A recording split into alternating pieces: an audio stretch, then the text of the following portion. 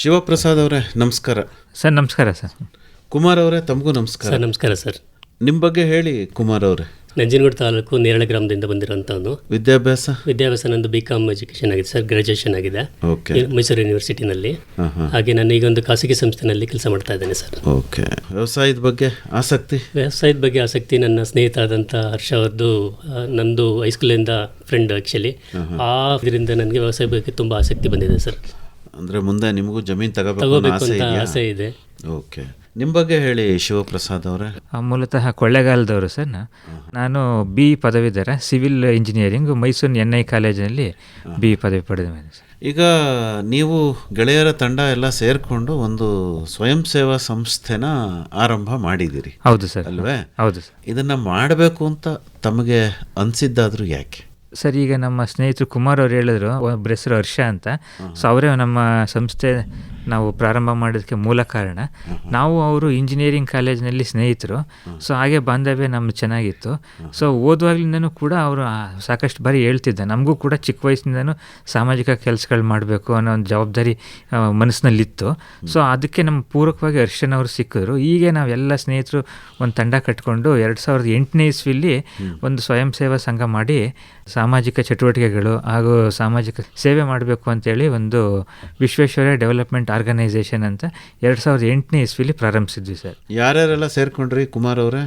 ನಾವು ಮೊದಲನೇದಾಗಿ ಹರ್ಷಾನ್ ಮತ್ತು ನಾನು, ಶಿವಪ್ರಸಾದ್, ಮಂಜುನಾಥ್, ಗಣೇಶ ಇವರುಗಳೆಲ್ಲ ಸುಮ್ಮನೆ ಒಂದು ಗುಂಪಾಗಿ ಸೇರಿದ್ವಿ ಸರ್. ಏನೋ ಮಾಡಬೇಕು, ನಾವು ಒಂದು ಸಂಸ್ಥೆ ಹುಟ್ಟಾಕಬೇಕು, ಈ ಸಂಸ್ಥೆ ಹುಟ್ಟಾಕ್ಬಿಟ್ಟು ಏನೋ ಮಾಡಬೇಕು, ಇದು ಖುಷಿ, ಇದರಲ್ಲಿ ಜನಗಳಿಗೆ ಆಗಲಿ ರೈತರಿಗಾಗಲಿ ಒಂದು ಉಪಯೋಗ ಆಗುವಂಥ ಕೆಲಸಗಳು ಮಾಡಬೇಕು ಅಂತೇಳಿ ಆ ಸಂಸ್ಥೆನ ಹುಟ್ಟಾಕ್ಲಿಕ್ಕೋಸ್ಕರ ಅಲ್ಲಿ ಮೀಟಿಂಗ್ ಸೇರಿದ್ದು ಸರ್. 2008ರಲ್ಲಿ ಸೇರಿದ್ದು. ಅದಾದಮೇಲೆ ನಾವು ವಿಶ್ವೇಶ್ವರ ಡೆವಲಪ್ಮೆಂಟ್ ಆರ್ಗನೈಸೇಷನ್ ಸಂಸ್ಥೆಯನ್ನು ನಾವು ರಿಜಿಸ್ಟರ್ ಮಾಡಿದ್ವಿ. ನಾವು ನೀವೆಲ್ಲ ಇಂಜಿನಿಯರ್ ಆಗಿರೋದ್ರಿಂದ ವಿಶ್ವೇಶ್ವರಯ್ಯನವರ ವಿಶ್ವೇಶ್ವರಯ್ಯ ತಗೊಂಡಿದ್ದೀವಿ ಸರ್. ಹೌದು. ಆಯಿತು. ಅದಾದಮೇಲೆ ನಾವು ಸಂಸ್ಥೆನ ರಿಜಿಸ್ಟ್ರೇಷನ್ ಮಾಡಿದ್ವಿ. ನಾವು ರಿಜಿಸ್ಟ್ರೇಷನ್ ಒಂದು NGOನೇ ಮಾಡಬೇಕು, NGOನೇ ಮಾಡಿದ್ರು. ಹೌದು. ಹರ್ಷನ್ಗೆ ಸ್ವಲ್ಪ ಈ NGOದಲ್ಲಿ ಕೆಲಸ ಮಾಡಿ ಒಂದು ಸ್ವಲ್ಪ ಅವನಿಗೆ ಅನುಭವ ಇತ್ತು ಸರ್ ಅವನಿಗೆ. ಸೊ ಅದರಲ್ಲಿ ನಮ್ಮ ಫ್ರೆಂಡ್ಸ್ಗಳೆಲ್ಲ ಸೇರಿ ಒಂದು ಮೀಟಿಂಗ್ ಮಾಡಿದ್ಮೇಲೆ ನಮ್ಗೆ ಗೊತ್ತಾಯ್ತು, ಓಕೆ ಇದೊಂದು ಕಾನ್ಸೆಪ್ಟ್ ಇದೆ, ಏನೋ ಮಾಡಬೇಕು, ಇದರಲ್ಲಿ ರೈತರಿಗೋಸ್ಕರ ಮಾಡಬೇಕು ಅಂತ ಹೇಳ್ಬಿಟ್ಟು ನಾವು ಒಂದು ಸಂಸ್ಥೆನ ಹುಟ್ಟಾಕಿದ್ವಿ, ವಿಶ್ವೇಶ್ವರ ಡೆವಲಪ್ಮೆಂಟ್ ಆರ್ಗನೈಸೇಷನ್ ಅಂತೇಳಿ ಮಾಡಿದ್ವಿ. ರಿಜಿಸ್ಟರ್ ಕೂಡ ಮಾಡಿದ್ವಿ. ಆ ರಿಜಿಸ್ಟರ್ ಮಾಡಿದಾಗ ನಾವುಗಳೇ ಅದರಿಂದ ಫಸ್ಟ್ ಸ್ಟಾರ್ಟಿಂಗಲ್ಲಿ ದುಡ್ಡುಗಳೆಲ್ಲ ಹಾಕಿ ನಾವೇ ಅದಕ್ಕೆ ಏನು ಇನ್ವೆಸ್ಟ್ಮೆಂಟ್ ಆಗುತ್ತೆ, ಏನು ಬೇಕಾಗುತ್ತೆ, ಪ್ರಾರಂಭದಲ್ಲಿ ಒಂದು ಆಫೀಸ್ ಮಾಡಬೇಕಾಗತ್ತೆ, ರಿಜಿಸ್ಟ್ರೇಷನ್ ಮಾಡಬೇಕಾಗತ್ತೆ, ಇದೆಲ್ಲ ನಮ್ಮ ಕೈಯಿಂದನೇ ದುಡ್ಡು ಹಾಕಿ ಎಲ್ಲ ಮಾಡಿದ್ವಿ ಸರ್ ಅದನ್ನು. ಬಟ್ ನಾವು ಸೇರಿದಂಥ ಎಲ್ಲ ಸ್ನೇಹಿತರು ಕೂಡ ಯಾರನ್ನೂ ಎಸಿಟೇಟೆಡ್ ಮಾಡ್ಕೊಳ್ಳಿಲ್ಲ. ಅಂದರೆ ದುಡ್ಡು ಹಾಕಬೇಕು ಮಾಡಬೇಕು ಅಂತಂದಾಗ ಕೆಲವೊಂದು ಸಲ ಇಂಜರಿ ಅಂತ ಸಂದರ್ಭಗಳು ಬರ್ತವೆ. ಬಟ್ ಯಾರೂ ಏನು ಮಾಡಲಿಲ್ಲ ಸರ್. ನಾವು ನಿಯರ್ಲಿ 7 ರಿಂದ 8 ವರ್ಷದ ತನಕ ನಾವು ಈ ಸಂಸ್ಥೆಗೋಸ್ಕರ ನಮ್ಮ ಕೈಯಿಂದನೇ ದುಡ್ಡು ಹಾಕಿ ಸಂಸ್ಥೆನ ಕಟ್ಟಿ ಬೆಳೆಸಿ ಮಾಡಿದ್ದೀವಿ ಸರ್ ಅದನ್ನು. ಎಷ್ಟು ಜನ ಇದ್ದೀರಿ ಒಟ್ಟು? ಸರ್ ಒಟ್ಟು ನಾವು 9 ಜನ ಇದ್ದೀವಿ, ಬೋರ್ಡ್ ಆಫ್ ಡೈರೆಕ್ಟರ್ಸ್. ಸೊ ಎಲ್ಲನೂ ನಾವು ಯಾರು ಪ್ರಾರಂಭದಲ್ಲಿದ್ವಿ ಅದೇ ಜನ ಈಗಲೂ ಕೂಡ ಇದ್ದೀವಿ ಸರ್. ಓಕೆ. ಎಲ್ರಿಗೂ ಗ್ರಾಮೀಣ ಹಿನ್ನೆಲೆ ಇದೆ? ಹೌದು ಸರ್, ಎಲ್ಲರಿಗೂ ಗ್ರಾಮೀಣ ಹಿನ್ನೆಲೆ ಇದೆ. ಹೌದಾ? ಎಲ್ಲ ಮೈಸೂರು, ಮಂಡ್ಯ, ಚಾಮರಾಜನಗರ ಈ ಭಾಗದಿಂದ ಬಂದಿರೋರೇನಾ ಅಥವಾ ದೂರದವ್ರನ್ನವರು ಇದ್ದಾರೆ? ಇಲ್ಲ ಸರ್, ಎಲ್ಲ ಈ ಭಾಗದವರೇ. ಇನ್ನು ಕೆಲವು ನಮ್ಮ ಬಿಜಾಪುರದವರು ಒಬ್ಬರು ಇದ್ದಾರೆ, ಬಟ್ ಅವರು ನಮಗೆ ವಾಲಂಟಿಯರ್ ಆಗಿ ಕೆಲಸ ಮಾಡ್ತಾರೆ ಸರ್. ಈಗ ಆರಂಭದಲ್ಲಿ ಎಲ್ಲ ಒಟ್ಟಿಗಿರ್ತಾರೆ, ಅದು ಬಹಳ ಸರಿನೇ. ಆದರೆ ಹೋಗ್ತಾ ಹೋಗ್ತಾ ಹೋಗ್ತಾ ಸಣ್ಣ ಪುಟ್ಟ ಘರ್ಷಣೆಗಳು, ಸಂಘರ್ಷಗಳು ಸರ್ವೇ ಸಾಮಾನ್ಯ. ಹೇಗೆ ಎಲ್ಲರೂ ಒಟ್ಟಾಗಿದ್ದೀರಿ ಸರ್? ಅದರಲ್ಲಿ ನಮ್ಮ ಉದ್ದೇಶ ಒಂದೇ ಇತ್ತು ಸರ್. ಏನು 9 ಜನ ಹೇಳಿದ್ವಿ, ನಮ್ಮೆಲ್ಲರ ಮನಸ್ಥಿತಿ ಹಾಗೂ ಉದ್ದೇಶ ಒಂದೇ ಇದ್ದಿದ್ದರಿಂದ ಸೊ ನಮ್ಮಲ್ಲಿ ಯಾವುದೇ ಥರ ಒಂದು ಭಿನ್ನಾಭಿಪ್ರಾಯ ಇದುವರೆಗೂ ಬಂದಿಲ್ಲ. ಹಾಗಾಗಿ ನಾವು ಈಗ ಸಂಸ್ಥೆನ ಈ ಮಟ್ಟಿಗೆ ಬಂದಿಲ್ಲ ಅಂತ ಕೇಳ್ತಿದ್ದೀನಪ್ಪ. ಅದಕ್ಕೇನಾದರೂ ರೀಸನ್ ಇದೆಯಾ ಅಥವಾ ಏನಿಲ್ಲ ಸರ್, ಒಟ್ಟಿಗಿರೋದಕ್ಕೆ ನಿಮ್ದೇನಾದರೂ ಸೂತ್ರ ಇದೆಯಾ ಅಂತ? ಸೂತ್ರ ಅಂತ ಏನಿಲ್ಲ ಸರ್, ಯಾಕೆಂದರೆ ನಮ್ಮ ಕೆಲಸ ಸಾಮಾಜಿಕವಾಗಿ ಇರೋದ್ರಿಂದ ಯಾರೂ ಅದನ್ನು ನಾವು ಅಪೋಸ್ ಮಾಡೋಕ್ಕೆ ಹೋಗ್ತಿರ್ಲಿಲ್ಲ. ಸೊ ಆಮೇಲೆ ಯಾರದೇ ಒಬ್ಬರದ್ದು ಒಳ್ಳೆ ಉದ್ದೇಶ ಇದ್ದರೂ ಎಲ್ಲರೂ ನಾವು ಸಪೋರ್ಟ್ ಮಾಡ್ತಾ ಇದ್ವಿ. ಈ ಒಂದು ಗುಟ್ಟಿನಿಂದ ನಾವೆಲ್ಲ ಒಗ್ಗಟ್ಟಾಗಿದ್ದೀವಿ ಸರ್. ಇನ್ನವೇ ಸಂಸ್ಥೆಯಿಂದ ದುಡ್ಡು ಮಾಡಬೇಕು ಅಂತ ಯಾರ ಮನಸ್ಸಲ್ಲೂ ಬಂದಿಲ್ಲ ಸರ್ ಮೇಯ್ನು. ಸೊ ಈ ಸಂಸ್ಥೆಯಿಂದ ಸೇವೆ ಮಾಡಬೇಕು ಅದಂತ ಅವ್ರಗಳದೇ ಆದಂಥ ಕೆಲಸಗಳು ಮಾಡ್ಕೊಂಡು ಹೋಗ್ತಾ ಇದ್ದಾರೆ. ಮೇನ್ ನಾವೆಲ್ಲ ಒಗ್ಗಟ್ಟಾಗಿರೋದಕ್ಕೆ ಅದು ಒಂದು ಕಾರಣ. ಮೇನ್ ಸೇವೆಗೆ ಎಲ್ಲರೂ ಇದಕ್ಕೆ ಬದ್ಧವಾಗಿದ್ದೀವಿ ಸರ್. ಓಕೆ, ಬಹಳ ಸಂತೋಷ. ಈಗ ಯಾವಾಗ ಉದ್ಘಾಟನೆ ಮಾಡಿದ್ದು ತಮ್ಮ ಸ್ವಯಂ ಸೇವಾ ಸಂಸ್ಥೆನ? 2008ನೇ ಇಸ್ವಿನಲ್ಲಿ ರಿಜಿಸ್ಟರ್ ಮಾಡಿದ್ದು ಅದನ್ನು. ಆಯಿತು. ಅದಕ್ಕೆ ಉದ್ಘಾಟನೆ ಅಂತಲೂ ಏನೋ ಕಾರ್ಯಕ್ರಮ ಮಾಡ್ತಾರಲ್ವ ಯೂಶಲಿ, ನೀವು ಏನಾದ್ರು ಮಾಡಿದ್ರಾ? ಹೌದು ಸರ್. ಆ ಸಮಯದಲ್ಲಿ ಏನಾದರೂ ವಿಶೇಷವಾದ ಚಟುವಟಿಕೆಗಳನ್ನು ಏನಾದ್ರು ಮಾಡಿದ್ರಾ? ಹೌದು ಸರ್, ನಾವು ಮಾಡಿದ್ವಿ. ನಾವು ಡಿಂಕಾ ಗ್ರಾಮದಲ್ಲಿ ಮಣ್ಣಿನ ಇಟ್ಟಿಗೆ ಇದು ಮಾಡುವಂಥ ಇದರಿಂದ ನಾವು ಶುರು ಮಾಡಿದ್ವಿ ಸರ್. ಅದು ಮಣ್ಣಿನ ಇಟ್ಟಿಗೆ, ಸಾಯಿಲ್ ಸಿಮೆಂಟ್ ಬ್ಲಾಕ್ ಅಂತ ಹೇಳ್ಬಿಟ್ಟು ಅದೊಂದು ಪ್ರೋಗ್ರಾಮ್ ಮಾಡಿದ್ವಿ ಸರ್. ಅಲ್ಲಿ ಒಂದು 400-500 ಜನ ರೈತರುಗಳು, ಸುತ್ತಮುತ್ತ ಇರೋಂಥ ರೈತರುಗಳು ಮತ್ತು ಇವ್ರುಗಳನ್ನ ಕರೆಸಿ ಹೇಗೆ ಮಣ್ಣಿನ ಒತ್ತಿಟ್ಟಿಗೆ ಮಾಡುವಂಥ ಇದನ್ನು ನಾವು ಅಲ್ಲಿ ಎಕ್ಸಿಬಿಷನ್ ಥರ ಮಾಡ್ತೀವಿ. ಅಂದರೆ ಅಲ್ಲೇ ಮಾಡಿ ತೋರಿಸೋವಂಥ ಇದನ್ನು ಪ್ರಯತ್ನ ಮಾಡಿದ್ವಿ ಸರ್. ಯಾಕೆಂದರೆ ರೈತರುಗಳಿಗೆ ಒಂದು ಸೆಕೆಂಡ್ರಿ ಇನ್ಕಮ್ ಥರ ಕೂಡ ಆಗಬೇಕು. ಅದು ಬರೀ ರೈತರು ಬೆಳೆಯೋದ್ರಿಂದ ಅದೊಂದರಿಂದನೇ ಆಗಬಾರ್ದು. ಸೆಕೆಂಡ್ರಿ ಇನ್ಕಮ್ಗೆ ರೈತರುಗಳು ಒಲವು ತೋರಿಸ್ಬೇಕು. ಅದು ಗ್ರಾಮೀಣ ಭಾಗದಲ್ಲಿ ಇದೆಲ್ಲ ಸಾಧ್ಯ ಇದೆ ಅಂತೇಳಿ ಇದು ಮಾಡಲಿಕ್ಕೋಸ್ಕರ ಮಣ್ಣಿನ ಒಟ್ಟಿಗೆ ಮಾಡೋದು ಇದರಿಂದ ಶುರು ಮಾಡಿದ್ವಿ ಸರ್. ಅವಾಗ ನಾವು ಉದ್ಘಾಟನೆ ಮಾಡಿದ್ವಿ ನಮ್ಮ ಸಂಸ್ಥೆಯನ್ನು. ಓಕೆ. ಈ ಮಣ್ಣಿನ ಒತ್ತಿಟ್ಟಿಗೆ ಬಗ್ಗೆ ಇನ್ನೂ ಸ್ವಲ್ಪ ಬೆಳಕು ಚೆಲ್ಬೋದೆ ತಾವು? ಅದರಿಂದ ಏನು ಅನುಕೂಲ ಇದೆ ಅಂಥೇಳಿ, ಮಾಮೂಲಿ ಇಟ್ಟಿಗೆಗೂ ಈ ಒತ್ತಿಟ್ಟಿಗೆ ಬಳಕೆ ಮಾಡೋದಕ್ಕೂ ಅವ್ರಿಗೆ ತಂತ್ರಜ್ಞಾನವನ್ನು ಕೊಟ್ಟರೆ ಏನು ಅನುಕೂಲ ಆಗ್ಬೋದು ರೈತರಿಗೆ?